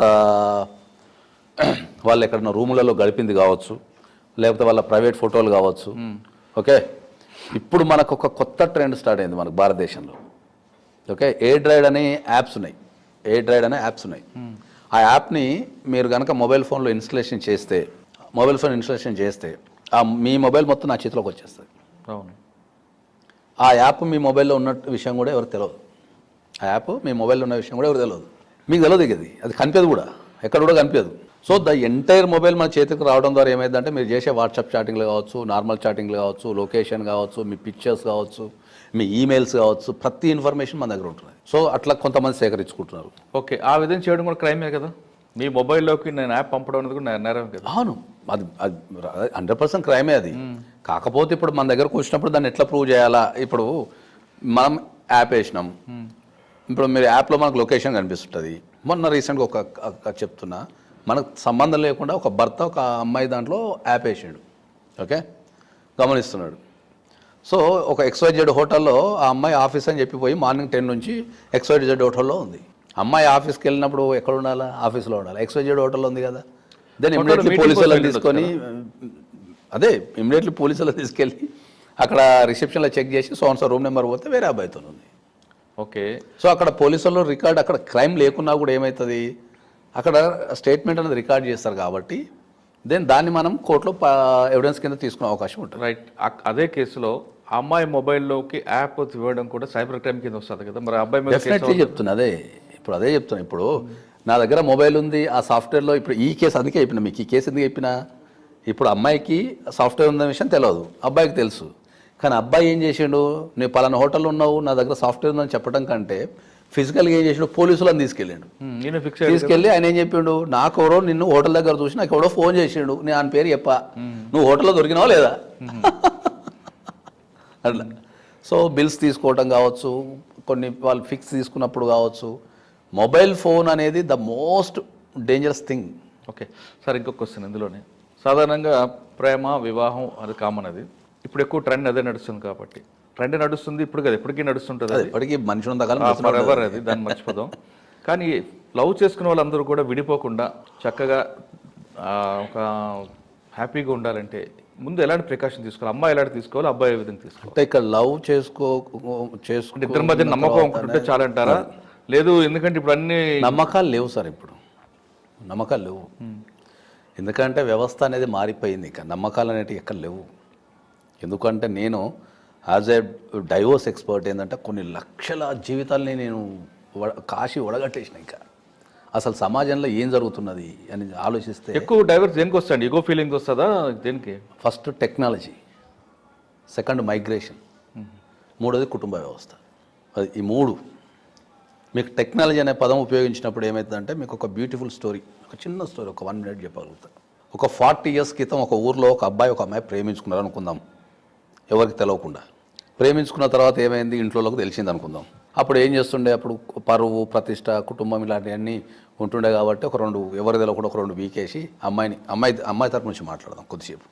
ఒక 2 వీక్తుండే, పీకేసి ఏంది అది పద్ధతేనా ఇది అని చెప్తుండే. తర్వాత ఏం చేస్తుండే, కట్ చేసేసి ఎవరినో ఎందుకు వచ్చిన చికాకరా నాయన అని చెప్పేసి ఎవరినో చూసి పెళ్లి చేస్తుండే. ఈ అమ్మాయి మహా అంటే ఒక 2 రోజులు ఏడుస్తుండే, ఒక 3 రోజులు ఏడుస్తుండే, ఒక 1 week ఏడుస్తుండే. తర్వాత పెళ్లి చేసుకొని మొగుంతో వెళ్ళిపోతుండే. ఆడికి వెళ్ళిపోయిన తర్వాత కూడా ఒక 4 రోజులు 5 రోజులు ఒక 1 month 2 months మొగుంతో ఎడమొఖమో పెడముఖమో ఉంటుండి. తర్వాత పరిస్థితులకు హ్యాబిచ్యుటెడ్ అయిపోయి వీడిని మర్చిపోయి వానితో సంసార జీవితం గడుపుతుండే. ఇప్పుడు 2-3 yearsకి మళ్ళీ ఊరుకొచ్చినప్పుడు ఆ పాత బాయ్ ఫ్రెండ్ ఎవరైతే కనిపిస్తే ఇట్లా నవ్వి ఊరుకుంటుండే. కథ వారికి ఆ స్టోరీ అంతే కదా, అది బ్యూటిఫుల్. అది ద సేమ్ సిచ్యువేషన్ని నవేడేస్ మనం చేస్తే కొట్టిల్లు మొబైల్ ఫోను, తెల్లవార్లు బాత్రూంలో పోయి కూడా ఎలవులు చెప్పుకుంటున్నారు. ఇంక ఎక్కడ పెట్టి తీస్తారు చెప్పండి? పెళ్ళి జరుగుతుంటే కూడా ఎలవులు తాళి కడుతుంటే కూడా ఎలవులు చెప్పిన సంఘటనలు ఉన్నాయి. మొన్న ఒక కేసు వచ్చింది మా దగ్గరికి. అమ్మాయి బట్టలు మార్చుకోవడానికి పోయినప్పుడు బాయ్ ఫ్రెండ్ రూమ్లో ఉన్నాడు. కదా పెళ్లి పెటాకులు. అమ్మాయి బట్టలు మార్చుకునే రూమ్లో అబ్బాయి ఉన్నాడు. ఇంకా వాట్సాప్ అనేది అదే చెప్తున్నా. అంటే అప్పుడు లైఫ్ ఎంత బ్యూటిఫుల్ ఉండే టెక్నాలజీ లేనప్పుడు. ఇప్పుడు అటువంటి సమస్య రాకుండా ఏం చేయాలి? అమ్మాయిలు ఏం చేయాలి, అబ్బాయిలు ఏం చేయాలి? మనం కంపల్సరీ పెళ్లి చేసుకున్న తర్వాత కూడా ఈ టెక్నాలజీని ఇవన్నీ కూడా దాటుకుంటూ ఉండాలంటే ఈగో పక్కన పెట్టాలా, నమ్మకాన్ని క్రియేట్ చేసుకోవాలి. ఎప్పుడైనా ఏ రిలేషన్షిప్కైనా మనం వాస్తవంగా మాట్లాడితే నమ్మకం అనేది మోస్ట్ ఇంపార్టెంట్. ఎప్పుడైనా కూడా నేను లవ్ మ్యారేజ్ అయినా అరేంజ్డ్ మ్యారేజ్ అయినా కూడా ఇప్పుడు మనం ఒక విషయాన్ని మనం కనుక గమనిస్తే, ఇప్పుడున్న మార్కెట్ ట్రెండ్స్ గమనిస్తే, లవ్ మ్యారేజ్ అయినా అరేంజ్డ్ మ్యారేజ్ అయినా డైవర్స్ రేషియో అనేది ట్రెమెండస్గా పెరిగిపోయింది. అది ఏ మ్యారేజ్ అనేది కొద్దిసేపు మనం పక్కన పెట్టేస్తే. అవునండి. సో ఒక మ్యారేజ్ అయిన తర్వాత మీరు కంపల్సరీ మంచి జీవితాన్ని గడపాలి అంటే మీరు ప్రీ మ్యారిటల్ కౌన్సిలింగ్ అని తీసుకోవాలి కంపల్సరీ. ప్రీ మ్యారిటల్ కౌన్సిలింగ్ కావచ్చు, ప్రీ మ్యారిటల్ అగ్రిమెంట్ కావచ్చు, అది కంపల్సరీ మీరు చేసుకుంటే పెళ్ళయ్యే తర్వాత మీకు వచ్చే ఇబ్బందులు ఏమున్నాయి, వాటిని ఎట్లా అధిగమించాలా ఒకసారి అనేది చెప్పండి. అగ్రిమెంట్ ఏంటి, ప్రీ మ్యారిటల్ కౌన్సిలింగ్ ఎవరు? కౌన్సిలింగ్ అంటే ఏంటంటే ఎక్స్పర్ట్స్ ఎవరైనా కూడా కౌన్సిలింగ్ చేసే ఎక్స్పర్ట్స్ కావచ్చు, లేకపోతే ఇప్పుడు నాలాంటి ఒక అడ్వకేట్, ఎందుకంటే మనం మ్యాట్రిమోనల్ ఇష్యూస్లో ఆరితేరు ఉన్నాం కాబట్టి మనకు పెళ్లి తర్వాత వచ్చే సమస్య ఏముందనేది మనకు బాగా తెలిసిపోతుంది. మనలాంటి సమాజంలో ఉన్న వ్యక్తులు ప్రీ మ్యారిటల్ కౌన్సిలింగ్ అంటాం మనం దాన్ని. అంటే పెళ్లి తర్వాత ఏమేమి సమస్యలు ఎదురయ్యే అవకాశాలు ఉన్నాయి అనేది మనం పెళ్లికి ముందే మనం పరిష్కరించేస్తాం. ఇది మనకు కరోనా రాకముందు ఇంజెక్షన్ ఈ విధంగా రావచ్చు, జాగ్రత్త తీసుకోండి అని చెప్తాం. అట్లా అగ్రిమెంట్ ఏంటండి? అగ్రిమెంట్ అంటే ప్రీ మ్యారిటల్ అగ్రిమెంట్ అనేది భారతదేశంలో ఇప్పుడు లేదు అంటే పెద్ద కుటుంబాలలో ఉంది. ఏదైతే ఈ 100 కోట్లు 1000 కోట్ల ఆస్తులు, ఈ పరువు ప్రతిష్టలు ఉన్న దాంట్లో ప్రీ మ్యారిటల్ అగ్రిమెంట్ అనేది ఉంది. ప్రీ మ్యారిటల్ అగ్రిమెంట్ అంటే ఏంటంటే పెళ్లి టైంలో ఇద్దరు వ్యక్తులు కలిసి చేసుకునే అగ్రిమెంట్ని మనం ప్రీ మ్యారిటల్ అగ్రిమెంట్ అంటాం. అది భారతదేశంలో లేదు, కానీ ప్రపంచ అన్ని దేశాలలో ఉంది. పెళ్ళికి ముందే వాళ్ళు అన్ని డిఫైన్ చేసేసుకుంటారు దాంట్లో. పెళ్లి తర్వాత ఎట్లా గడపాలా, ఫైనాన్షియల్ ఇష్యూస్ ఎట్లా ఉండాలా, పిల్లల్ని ఎప్పుడు కనాలా, సేవింగ్స్ ఎవరు చేయాలా, తర్వాత లైఫ్ కెరియర్ ఎట్లా గడపాలి, ఇవన్నీ పెళ్ళికి ముందు ఎదురయ్యే సమస్యలన్నీ ప్రీ మ్యారిటల్ అగ్రిమెంట్లో రాసుకుంటారు. రాసుకున్న తర్వాత వాళ్ళకి జీవితం లేదని ఇబ్బంది వచ్చినప్పుడు ఆ పేపర్ తీసి చదువుకొని, ఓహో ఇది ముందు మనం అనుకున్నాం కదా అని చెప్పి దాని ప్రకారం వెళ్ళిపోతారు. ఇక లిటిగేషన్ అనేది ఉండదు, ఇంకా అర్థమైందా? ఎందుకంటే పెళ్లికి ముందు వాళ్ళు ఒక అగ్రిమెంట్ రాసుకుంటారు కాబట్టి ఆ అగ్రిమెంట్ అనే దాని ప్రకారమే వాళ్ళు యాక్షన్ చేయాలి అంతే. ఎందుకంటే వాళ్ళ మైండ్లో ఫిక్స్ అయిపోతుంది, ఓ ఈ సమస్య ఎదురైతేనే ఇట్లా బిహేవ్ చేయాలా అనేది వాళ్ళు ఫిక్స్ అయిపోతుంది. మంచిదే కదా అది? మంచిదే, కానీ మనకు భారతీయ వ్యవస్థ అనేది మనది కుటుంబ వ్యవస్థలో మన హిందూ సాంప్రదాయం, ప్రధానంగా హిందూ సాంప్రదాయం ఏంది, మనది సాక్రిఫైస్ అంటాం. అంటే త్యాగం చేయాలంతే.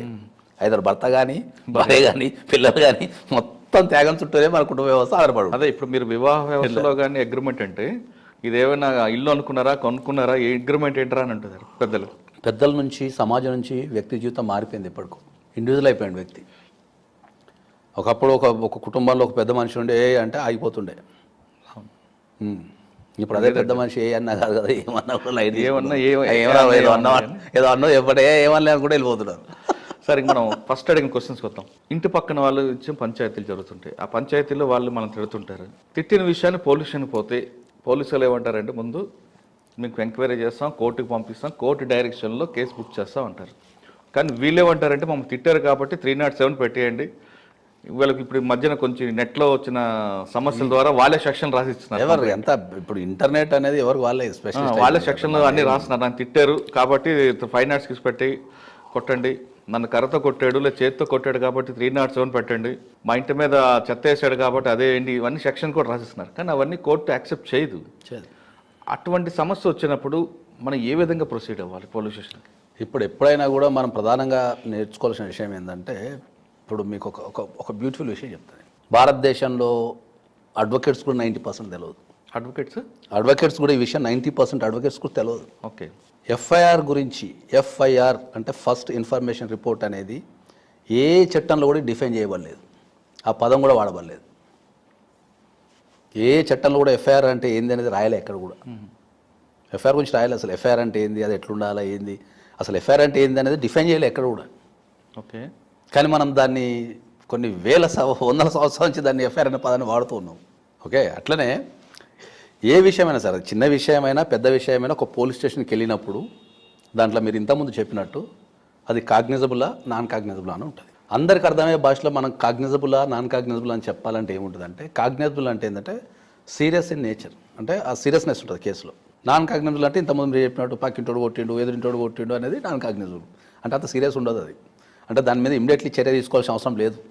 ఓకే. 1 గంట లేట్ అయినా 4 గంటలు లేట్ అయినా దానివల్ల మునిగేదేమి ఉండదు. కాగ్నిజబుల్ ఏంటంటే కంపల్సరీ అది సీరియస్ ఇన్ నేచర్ కాబట్టి ఎవరన్నా వచ్చి కంప్లైంట్ ఇవ్వగానే ఇమ్మీడియట్లీ కేసు బుక్ చేసే అధికారం పోలీస్ ఆఫీసర్కి ఉంటుంది. మళ్ళీ బుక్ చేసిన తర్వాత అరెస్ట్ చేసే అధికారం కూడా పోలీస్ ఆఫీసర్కి ఉంటుంది. కానీ ఎక్కువగా పొల్యూషన్కి వచ్చి పెట్టి మ్యాటర్స్లో వస్తుంటాయి. వాస్తవంగా చెప్పాలంటే 80% పెస్ట్ మ్యాటర్స్ వస్తుంటాయి.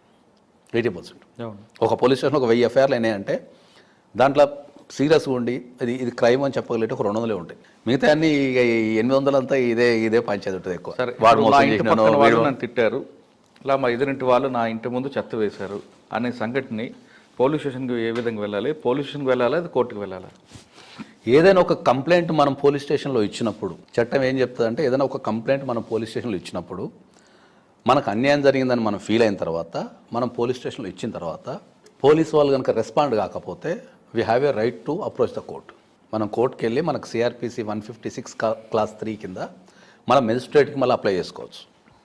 అయ్యా ఈ సంఘటన జరిగింది, ఇవాళ నేను పోలీస్ స్టేషన్ పోయినా పోలీస్ వాళ్ళు పట్టించుకోవడం లేదు, లేదా పోలీస్ వాళ్ళు రెస్పాండ్ కావడం లేదు, లేదా పోలీస్ వాళ్ళు లేట్ చేస్తున్నారు విషయాన్ని అని చెప్పి మనం మెజిస్ట్రేట్ కనుక మనం పరిశీలిస్తే, అప్లికేషన్ ఇచ్చుకుంటే త్రూ అడ్వకేట్ కావచ్చు, లేదా నువ్వు డైరెక్ట్ కూడా వెళ్ళి ఇచ్చుకుంటే మెజిస్ట్రేట్ దాంట్లో ఉన్న విషయాలు పరిశీలించి okay immediately 156 class 3 of CrPC కింద పోలీస్ వాళ్ళకు డైరెక్షన్ ఇచ్చే అవకాశం ఉంటుంది. ఏమని, దీన్ని ఎఫ్ఐఆర్ చేసి ఇన్వెస్టిగేషన్ చేసి రిపోర్ట్ సబ్మిట్ చేయండి అని చెప్పే అధికారం ఉంటుంది.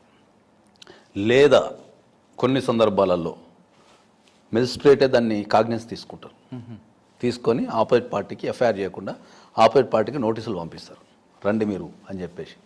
దానిపైన విచారణ జరిపిన తర్వాత మీకు నిజంగా కనుక అన్యాయం జరిగితే ఆపోజిట్ పార్టీకి శిక్ష చేస్తారు. అంటే పోలీస్ స్టేషన్ వెళ్ళకుండా, వెళ్ళినా పర్వాలేదు, వెళ్ళకపోయినా కోర్టుకి వెళ్ళి కంప్లైంట్ ఇస్తే ఇచ్చుకోవచ్చు. మా పక్కింటి వాడితో ఇబ్బంది ఉన్నాయి, ఎదురింటి వాళ్ళ పైన వెళ్తుంటే. క్రైమ్కి సంబంధించే. అవును. క్రైమ్ అంటే ఉంటుంది కొట్టుకోవడం, తిట్టుకోవడం, మోసం చేయటం, ఇదంతా క్రైమ్. అవును. చెత్త వేశాడు అంటే, చెత్త వేసాడంటే మళ్ళీ సివిల్ కేసు అవుతుంది. మళ్ళీ వాడు ఏం చేయాలా, ఇంజక్షన్ సూట్ వేసుకోవాలి చెత్త వేయకుండా ఇంటి మూట. ఓకే, ఇంకొక క్వశ్చన్ అడిగా మీకు. ఇంట్లో తండ్రి ఆస్తి కూతురికి చెందాలంటే ఏం చేయాలి? అటువంటి వెళ్ళాలనుకున్నప్పుడు కొంతమంది అమ్మాయిలు ప్రేమించి పెళ్లి తీసుకెళ్ళిపోతారు. అటువంటి అమ్మాయి కూడా తండ్రి ఆస్తిలో అడిగే హక్కు ఉందా లేదా? లేదు తండ్రి పెళ్లి చేసిన కూతురికి హక్కు ఉందా? ఇక్కడ ప్రధానంగా మనం చెప్పాల్సిన విషయాలు 2 ఉంటాయి. ఇక్కడ వారసత్వంగా వచ్చిన ఆస్తి లేదా కష్టార్జితం అని మనం మాట్లాడాలి. ఎప్పుడైనా ఒక ఆస్తి గురించి మాట్లాడేటప్పుడు తాత ముత్తాతల ఆస్తి అయితే అది వారసత్వంగా వచ్చిన ఆస్తి కష్టార్జితమా? కష్టార్జితంలో ఎవ్వరి భాగస్వామ్యం ఉండదు. తండ్రి ఇష్టం. ఇంకా తండ్రి కానీ తల్లి కానీ ఎవరు వాళ్ళ లైఫ్ టైంలో వాళ్ళు కష్టపడి సంపాదించుకున్న ఆస్తి కనుక ఉంటే వాళ్ళు దాన్ని ఇష్టం వచ్చినట్టు చేసుకోవచ్చు. ఓకే. కానీ మళ్ళీ కండిషన్స్ ఏముంటాయి, పిల్లగాళ్ళు మైనర్ అయితే వాళ్ళని సాధాల్సిన బాధ్యత మళ్ళీ తండ్రికే ఉంటుంది. ఆస్తి అమ్ముకోవడం వేరు, పిల్లగాళ్ళని సాగడం వేరు. సో కష్టార్జితం అయినప్పుడు ఏంటంటే దాని మీద ఎవరు రైట్స్ ఉండవు. అది ఏమైనా అమ్ముకోవచ్చు, కాలబెట్టచ్చు, లేదా నచ్చిన వ్యక్తికి దానం ఇవ్వచ్చు, ఏదైనా చేసుకోవచ్చు. తాత ముత్తాతల నుంచి ఆస్తి మాత్రం కంపల్సరీ. నీకు నచ్చినా నీకు నచ్చకున్నా, నువ్వు లవ్ మ్యారేజ్ చేసుకున్నా, నువ్వు పారిపోయినా, పెళ్లి చేసుకోకున్నా, ఏం చేసుకోకున్నా ఇప్పుడున్న భారతదేశంలో చట్టాల ప్రకారం సమానంగా పిల్లలకు పంచాల్సిందే. ఓకే. కూతురు తండ్రి ఆస్తుల వాటా అడగాలంటే ఏ ప్రొసీజర్ ఏంటంటే? కూతురు తండ్రి ఆస్తులు అంటే మనం ఇంతకుముందు మాట్లాడుకో వారసత్వం ఆస్తులు కనుక అడగాలంటే జనరల్గా మనం పార్టీషన్ సూట్ వేసుకోవాలి సివిల్ కోర్టులో.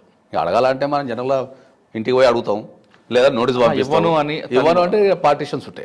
నా రైట్, ఒక 5 ఎకరాల పొలం ఉంది, మా తాత నీకు ఇచ్చిండు, నువ్వు మాకు ఇవ్వాలా, సో నా 4 ఉన్నాం, ఇంత ఆస్తి నాకు వస్తుందని చెప్పేసి సివిల్ సూట్కి మనం పార్టీషన్ సూట్ వేసుకోవాలి. ఓకే. తాత ఆస్తి అని ప్రూవ్ చేయడానికి దానికి సంబంధించిన లింక్ డాక్యుమెంట్స్ కానీ ఇవన్నీ కూడా చూపించాలా, లేదు జస్ట్ లేదు కంపల్సరీ చూపించాల్సిందే కదా. ఇంక ఎవరు పడతాలు పోయిన పక్కన మా తాత ఆస్తి అంటే కోర్టుగా అందరినీ ఎంక్వైరీ చేసుకుంటూ కూర్చోదు కదా.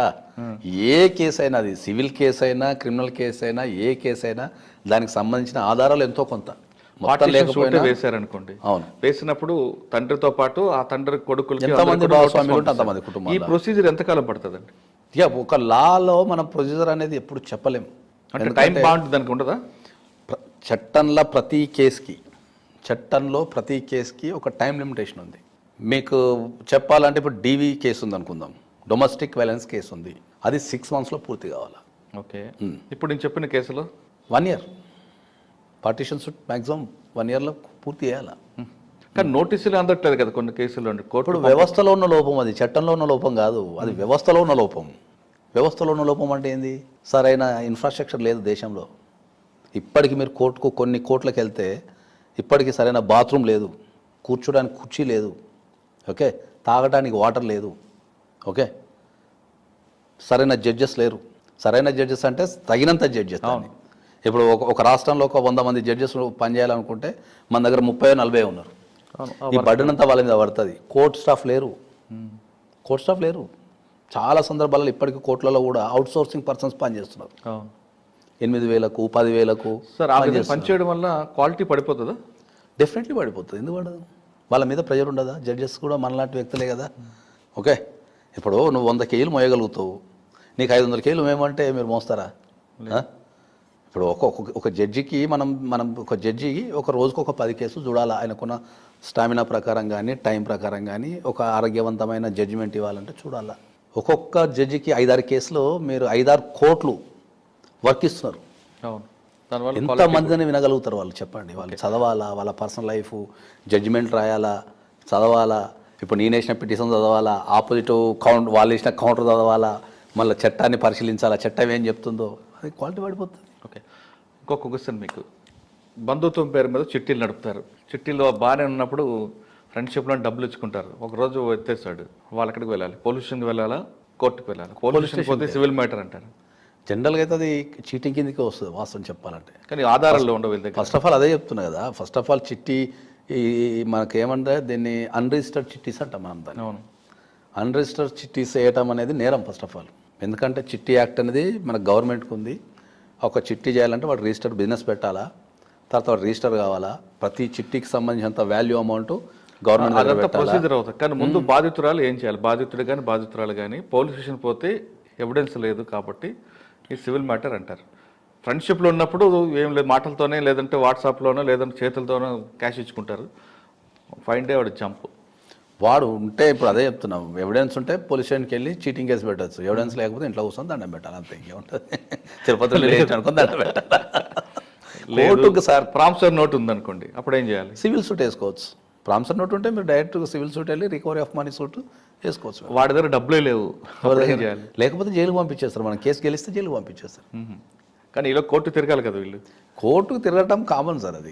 సరే, ఆయన దగ్గర ప్రామిసరీ నోట్ కాకుండా చెక్ ఉందనుకోండి, అప్పుడు చెక్ బౌన్స్ కేసు వేసుకుంటాం మనం. 138 వేసేసుకుంటాం. చెక్ బౌన్స్ కేసు వేసుకొని దాని కింద చెక్ ఉంది, ప్రామిసరీ నోట్ ఉందనుకో, ప్రామిసరీ నోట్ కింద సివిల్ సూట్ వేసుకోవచ్చు, చెక్ బౌన్స్ కింద చెక్ బౌన్స్ కేసు వేసుకోవచ్చు. ఓకే, 138 కింద చేసుకోవచ్చు. రైట్. ఆయన ఎవరైతే పారిపోయిన వ్యక్తి తర్వాత పోలీసులు దొరికినప్పుడు వీళ్ళకి ఆల్రెడీ 10 రూపాయలు వడ్డీ చొప్పున నేను వడ్డీ కట్టాను, అసలు ఒకటి ఇవ్వాలి అని ఒక స్టేట్మెంట్ ఇచ్చాడు అనుకోండి. స్టేట్మెంట్ ఇవ్వడం కాకుండా 10 రూపాయలు వడ్డీ పే చేసినట్లుగా ఎవిడెన్స్ కూడా చూపించాడు అనుకోండి, అప్పుడు ఏమంటుంది? అవును, దానికి అందుకని చెప్తున్నా కదా, కోర్టుకు ప్రధానంగా కావాల్సిన ఎవిడెన్స్ సార్. మాటలో నీలో అవి కాదు. నీ దగ్గర ఏమి ఎవిడెన్స్ ఉంది? దానికోసం అనే ఇప్పుడు సుప్రీంకోర్టు ఒక కొత్త రూల్ తెచ్చింది మొన్న రీసెంట్గా. ఏమని?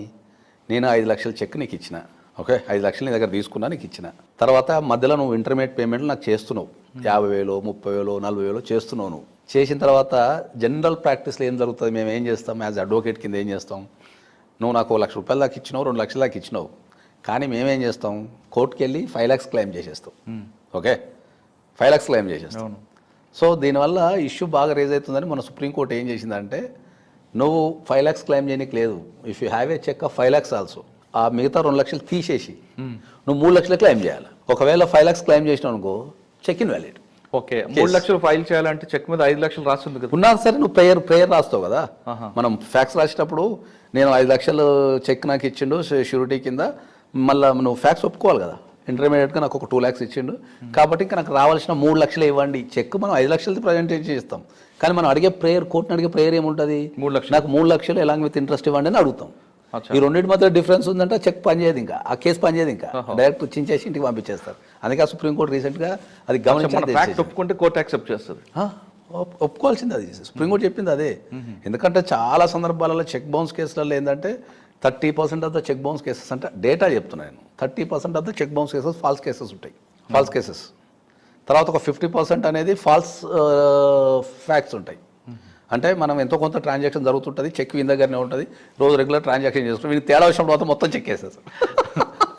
సార్, చెక్కులు ఇచ్చిన వ్యక్తి ఎస్కేప్ అవడానికి ఈ చెక్కు నాది పోయిందని చెప్తాడు, లేదు ఆ చెక్ స్టాప్ ఆర్డర్ ఇస్తాడు, లేదు ఇంకొక వేరే బ్యాంక్, ఏ బ్యాంక్ క్లోజ్ అయిందో ఆ బ్యాంక్లోంచే చెక్ ఇస్తాడు. ఇటువంటి జిమ్మిక్ చేస్తుంటారు కొంతమంది.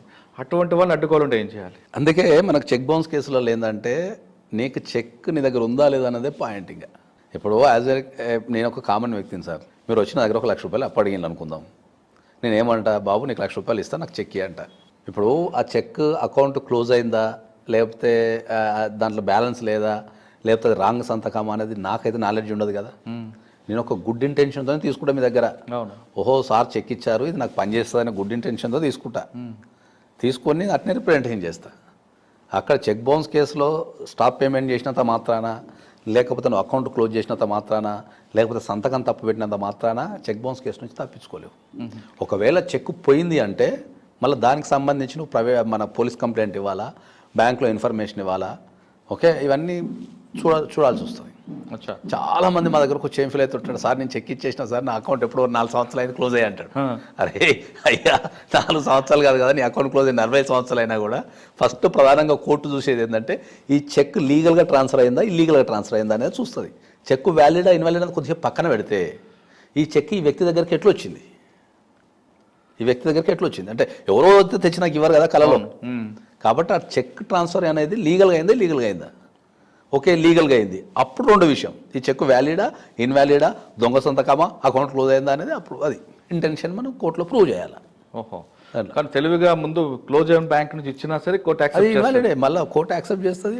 స్టాప్ ఆర్డర్ ఇచ్చినా ఇచ్చినా కూడా అవుతుంది. అంటే ఇన్సఫిషియెంట్ ఫండ్ అని రాలేదు కాబట్టి నేను స్టాప్ ఆర్డర్ ఇచ్చాను నాకు వాల్యూ ఉంది అని తప్పించుకునే అవకాశం లేదంటే తప్పించుకునే అవకాశం అంటే ఇన్సఫిషియెంట్ ఫండ్ లేకపోయినా సరే లేకపోయినా కూడా అంతే. కొంతమంది తెలుగులో సంతకం పెడతారు, లేదా ఎడం చేత సంతకం పెడతారు, కొందరు తప్పు సంతకాలు పెడతారు అవును కావాలని. ఇంకా మా దగ్గర కొందరు మహానుభావులే ఉన్నారంటే ఆ చెక్కు పేరు రాసి ఉంటుంది కదా, పక్కన చెక్కు తెచ్చి కూడా వీరు సంతకం పెడతారు.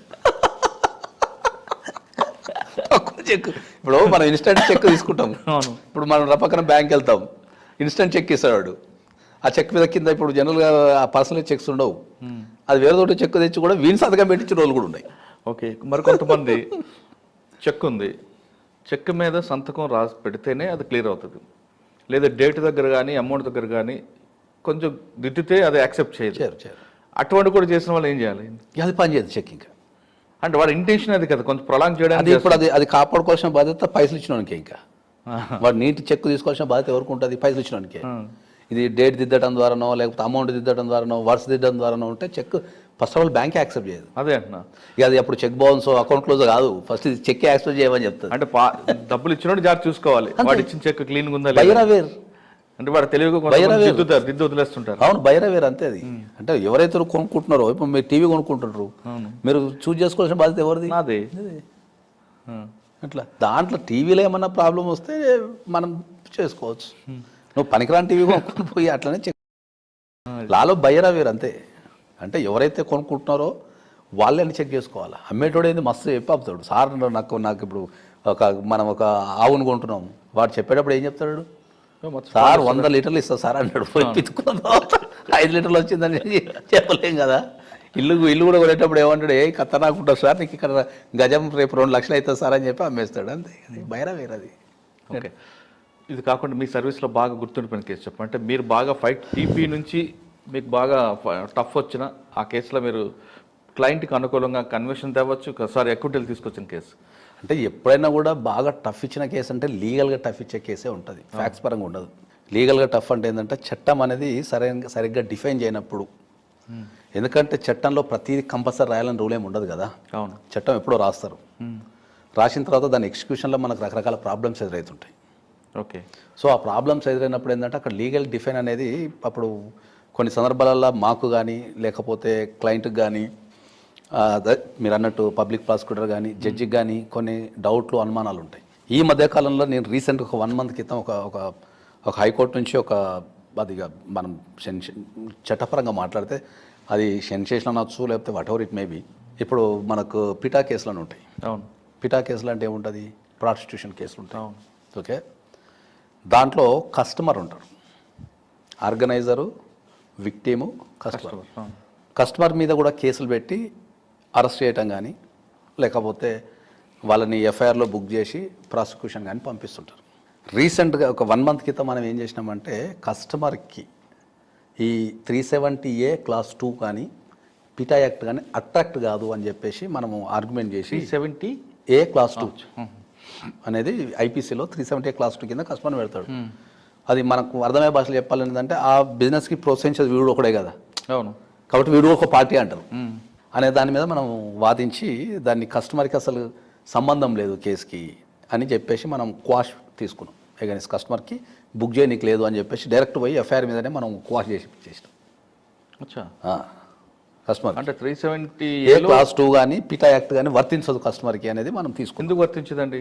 కస్టమర్ అనేది ఇప్పుడు దాన్ని మనం చేస్తే ఏంటంటే ఇప్పుడు 370 క్లాస్ 2 మనం అర్థమయ్యే భాషలో అంటే టెక్నికల్గా వద్దు, జనాలకు అర్థమయ్యే భాషలో చెప్పుకుంటే ఏంటంటే ప్రాస్టిట్యూషన్ అనేది జనరల్గా illegal in India, illegal business in India. Business చేస్తేనే, ఎందుకంటే మళ్ళీ ఇక్కడ చట్టం చాలా కాంప్లికేటెడ్ ఉంటుంది. ఎందుకంటే మొన్ననే సుప్రీంకోర్టు ఏం చేసింది, prostitution is a legal when a person voluntarily participate అన్నది. అవును.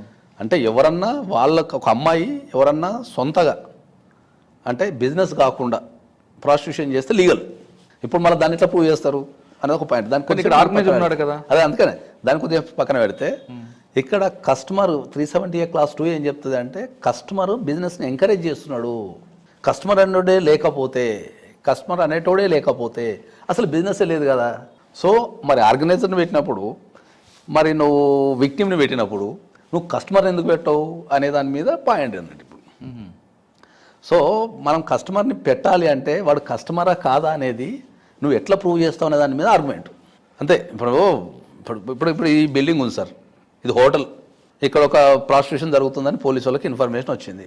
పక్కన వచ్చిండ్రు, రైడ్ చేసిండ్రు, ఆ రూమ్లో పట్టుకుంటేనే కస్టమర్ అవుతాడు.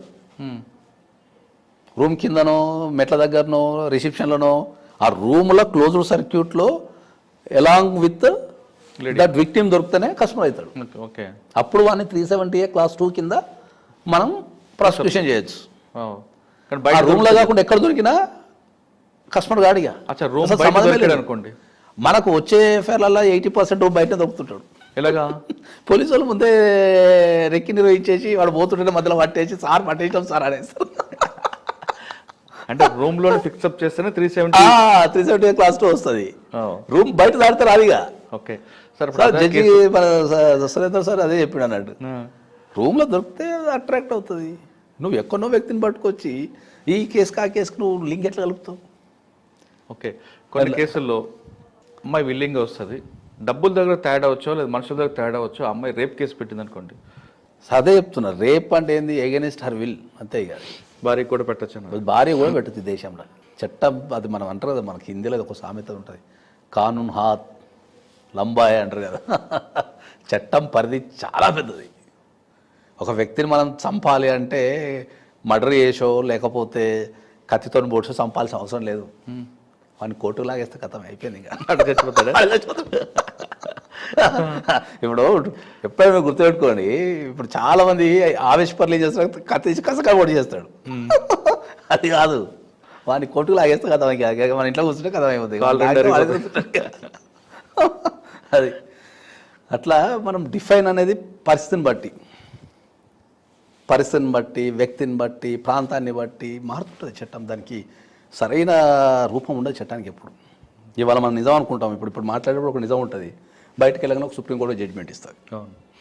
అట్లా సార్, ఫైనల్గా చెప్పండి, ఇప్పుడు వస్తున్న ఆస్పిరెంట్స్కి అంటే లా చేయాలి, మీరు సాఫ్ట్వేర్ నుంచి ఇందులోకి వచ్చారు, దీని మీద ఒక ప్యాషన్తో వచ్చారు, మీలాంటి వాళ్ళు ఇక్కడ ఈ డిపార్ట్మెంట్కి రావాలనుకుంటే వాళ్ళు ఏ విధంగా?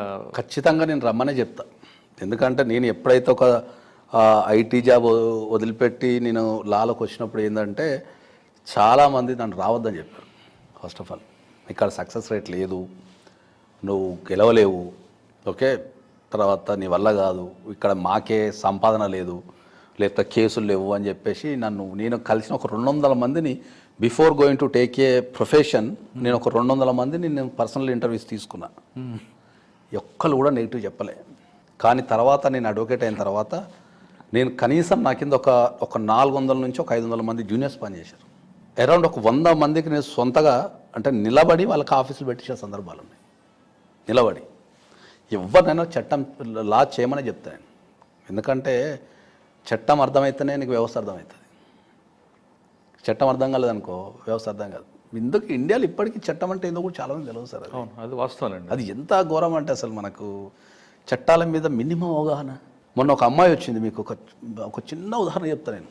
ఒక అమ్మాయి వచ్చింది మొన్న, అమ్మాయి వచ్చేసింది, ఆ అమ్మాయి డెలైట్లో ఇందులో పని చేస్తుందంట. పర్ మంత్ వచ్చేసి 10 lakhs 12 lakhs ఉందంట అమ్మాయికి. పాస్పోర్ట్ అప్లై చేసుకుంది.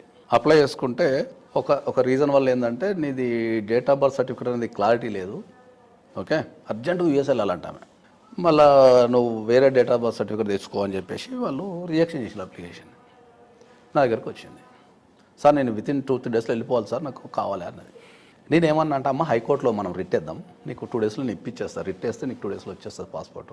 ఇప్పుడు వాళ్ళ దగ్గరికి వెళ్తే వాళ్ళకి ఎక్స్ప్లెయిన్ చేయ నీకు రాదు అని చెప్తే, అమ్మో నేను కోర్టుకు రాను సార్ అంటే, అమ్మో కోర్టుకు రాను సార్ అంటే. అరే నువ్వు చదువుకున్న వ్యక్తివి, రాజ్యాంగం పాస్పోర్ట్ అనేది రాజ్యాంగం నీకు ఇచ్చిన హక్కు. ప్రతి భారతీయ పౌరుడు irrespective of the situation passport పొందడం అనేది నీ హక్కు. అది నువ్వు దాన్ని ఎక్సర్సైజ్ చేసుకోమ్మా అంటే, అబ్బో నేను కోర్టులకు రాను, నేను గవర్నమెంట్ ఆఫీసర్కి అగైనిస్ట్ నేను కేసు పెట్టబో వద్దు, నేను అమెరికా పోకుండా పర్లేదని చెప్పి వెళ్ళిపోయా.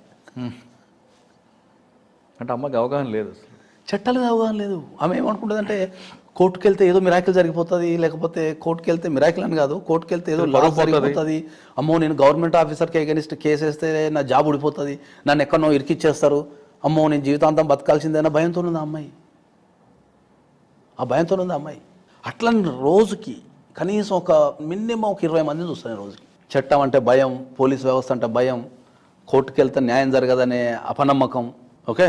దాని నుంచే నేను ఒక పదం కూడా కనిపెట్టినాను. దాన్ని ఒక పదం అంటే సైలాజిస్ట్. అది వరల్డ్లో ఫస్ట్ పదం. మీరు గూగుల్లో కొట్టినా కూడా దొరకదు, అది గూగుల్లో కొట్టినా దొరకదు అది. నేను దానికి ట్రేడ్ మార్క్ కూడా తీసుకున్నాను. సైలాజిస్ట్ అంటే సైకాలజీ ప్లస్ లా, ఈ రెండు కలిపి చెప్పే వ్యక్తిని మనం సైలాజిస్ట్ అంటాం. ఈ రెండు డిఫరెంట్ ప్రొఫెషన్లు, ఈ రెండు కలిపితే సైలాజిస్ట్. అంటే ఏవైతే వ్యక్తికి నువ్వు ఏదైతే ఒక దేశంలో బతుకుతున్నావో ఆ దేశం ఉన్న రాజ్యాంగం మీద నీకు నమ్మకం లేదు, చట్టం అనేది ఒక రాత్రికో ఒక గంటకో పుట్టదు. అది ఒక చట్టం పుట్టాలంటే కొన్ని వందల సంవత్సరాలు పరిశీలించిన తర్వాతనే ఒక చట్టం పుడుతుంది. నువ్వు ఒక దేశంలో బతుకుతూ నీకు చట్టాల మీద నమ్మకం లేదు, నువ్వు ఒక రైట్ని ఎక్సర్సైజ్ చేసుకోలేవు. కోర్టుకు వెళ్ళటం అనేది ఎప్పుడు కూడా మన అదనపు బర్డెన్ కింద ఫీల్ అవుతుంటారు జనాలు. అదనపు బర్డెన్ అన్నట్టు, అమ్మో ఇప్పుడు కోర్టుకు ఎవడు వస్తాడు సార్, వాడు కేసు ఏమంటాడు, కోర్టుకు రా అంటే సార్ నేను రాను, నాకు ఎలా పని ఉంది అంటాడు. నీ జీవితంలో నువ్వు రెస్టారెంట్కి ఎట్లా పోతావో, లేకపోతే ఒక హాలిడే ఎట్లా పోతావో, నీ జీవితంలో చాలా పనులు ఉంటాయి కదా, కోర్టు కూడా ఒక పని. అది నువ్వు చదువుకున్న వ్యక్తివి, నువ్వు కోర్టుకు వెళ్ళి నువ్వు క్వశ్చన్ చేసిన రోజే వ్యవస్థ మారుతుంది, ఒక వ్యవస్థ మారుతుంది. లేకపోతే ఎక్కడ మారుతుంది వ్యవస్థ? ఇంట్లో కూర్చుంటావు, అన్ని మొబైల్ ఫోన్లో కొడతావు, కోర్టుకు మాత్రం రావు. కాబట్టి నేను అందరికీ చెప్పేది ఏంటి అంటే, ఫస్ట్ మీరు చట్టాల మీద ప్రతి ఒక్కరు చాలా సింపుల్గా చెప్తారు. ఇప్పటికీ మన దగ్గరకు వచ్చేసి చట్టం నేను రాసి ఉంటుంది తెలుసా, చట్టం నాకు తెలియదు అనటం నేరం అని రాసి ఉంటుంది. కరెక్ట్. పోయి చట్టంలో మీకు అందరికి అర్థమయ్యే భాషలు చెప్పాలంటే, ఒక చదువురాని ఒక నిరక్షరాస్యుడు కూడా కోర్టుకు వెళ్ళి అయ్యా నాకు చట్టం తెలియదయ్యా అంటే కథ మన లోపడేస్తారు ఇమీడియట్లీ. అవును ఉంది అంతే. చట్టం తెలకపోవడమే నేరం. నీకు మొత్తం ఎక్స్పర్ట్ ఏమో అవసరం లేదు, మినిమం బేసిక్స్. నువ్వు బతకడానికి ఒక ఆరోగ్యం గురించి ఎట్లా నేర్చుకుంటావో, లేకపోతే ఒక దాని గురించి ఎట్లా నేర్చుకుంటావో, ఒక చట్టం గురించి కూడా నేర్చుకోవాలి. ఇప్పటికీ అడ్వకేట్స్ అంటే చాలామందికి అబద్ధాలు ఆడతారనో, ఓకే, లేకపోతే మోసాలు చేస్తారనో, లేకపోతే కోట్ల చుట్టూరు తెల్లవారు తిప్పి పైసలు గుంజుకుంటారనే అపవాదే ఉంది.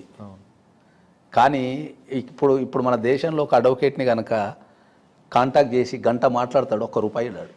₹1 వాని దగ్గర నుంచి ₹1 మేము పిండుకోవాలంటే మా రక్తాన్ని ఇట్లా పిండాలా. మరి అదే మీకు వెల్ డెవలప్డ్ కంట్రీలో అమెరికాలో ఒక్క అడ్వకేట్ అపాయింట్మెంట్ తీసుకొని చూద్దాం, అక్కడ డాలర్సే కదండి.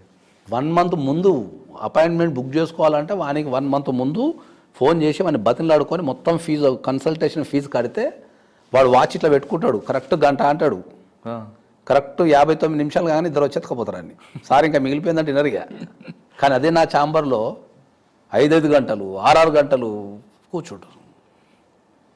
అంటే నేను చెప్పేది ఏంటంటే, ఫస్ట్ మనం దేనికైతే విలువ ఇస్తామో దాని విలువ మీకు తెలిసిపోతుంది. మనం ఎట్లాంటి ఫుడ్ తింటామో మన బాడీ అట్లనే రెస్పాండ్ అవుతుంది. నువ్వు ఒక దానిపైన ఏదైతే అభిప్రాయం పెట్టుకుంటావో అదే కనిపిస్తుంది నీకు. నా జీవితంలో నేను కొన్ని వందల మందిని, సరే ఇప్పుడు కమర్షియల్ అనేది పక్కన పెడదాం కొద్దిసేపు, నా జీవితంలో కొన్ని వందల మందిని నేను కోర్టుకు తీసుకెళ్ళి కాపాడిన సందర్భాలు కొన్ని వందలు ఉన్నాయి. చనిపోయిన వ్యక్తి ఇట్లా ఆత్మహత్య చేసుకుంటున్న టైంలో కాల్ చేసినప్పుడు కూడా మనం కోర్టుకు తీసుకెళ్ళి గెలిపించిన సందర్భాలు, నిలబడి బాబు యొక్క నిలబడి నేను గెలిపించి తీసుకొస్తున్న సందర్భాలు వందలు ఉన్నాయి. కానీ అడ్వకేట్ అంటే మన భారతదేశంలో అడ్వకేట్ అంటే ఫస్ట్ ఏం పనికిరానివాడు అడ్వకేట్ అవుతాడని. అవును కరెక్ట్. చెట్టు కింద ప్లేటర్ అంటారు, మీ ఫ్రీగా సర్వీస్ చేస్తే వీడికి పని లేదంటారు. ఇప్పుడు మీరు చెప్పిన సూసైడ్ కేసుల్లో ఎవరైనా ముందు మీ దగ్గరకు వస్తారు, అయ్యా బాబు అది ఇది అంటారు కదా, మీరు కాపాడిన తర్వాత కనీసం థ్యాంక్స్ కూడా చెప్పుకెళ్ళిపోయిన చెప్పని విషయాలు చాలా మంది ఉంటారు. థ్యాంక్స్ సంగతి దేవుడు ఎరుగు సార్, థ్యాంక్స్ సంగతి దేవుడు ఎరుగు. కనీసం ఒక మనిషి కింద కూడా గుర్తించారు. థ్యాంక్స్ పోతే చాలా పెద్దవాడు, అది మాకు పెద్దవాడు. ఎందుకు అంటే కొన్ని ప్రొఫెషన్స్ ఉంటాయి, అవి వాటికి ఎప్పుడు మనం సెల్యూట్ చేయాల్సిందే. Doctor, advocate, journalist, police.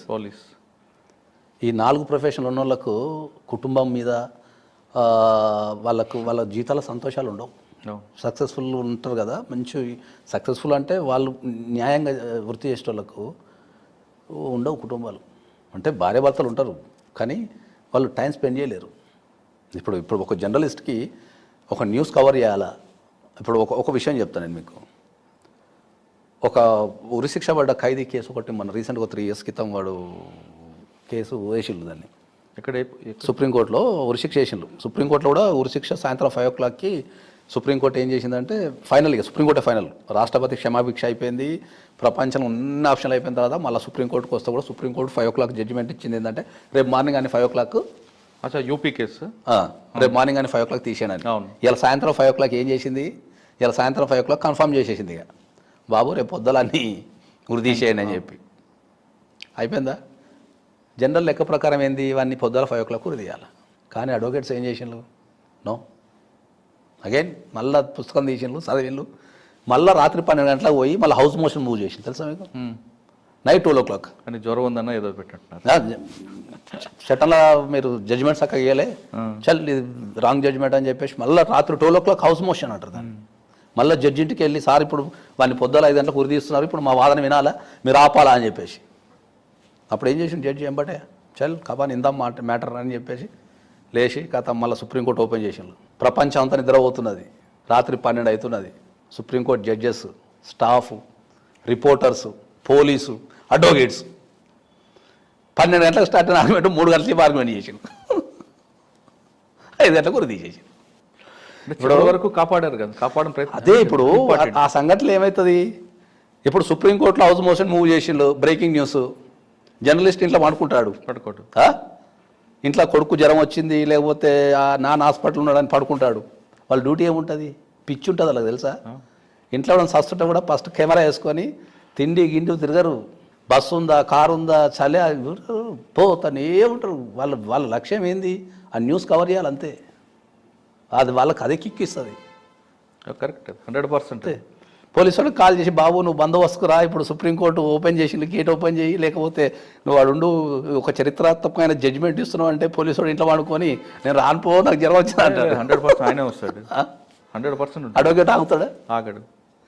ఈ ప్రొఫెషన్స్కి టైం ఉండదు సార్, ఇది వాల్యూ కూడా ఉండదు.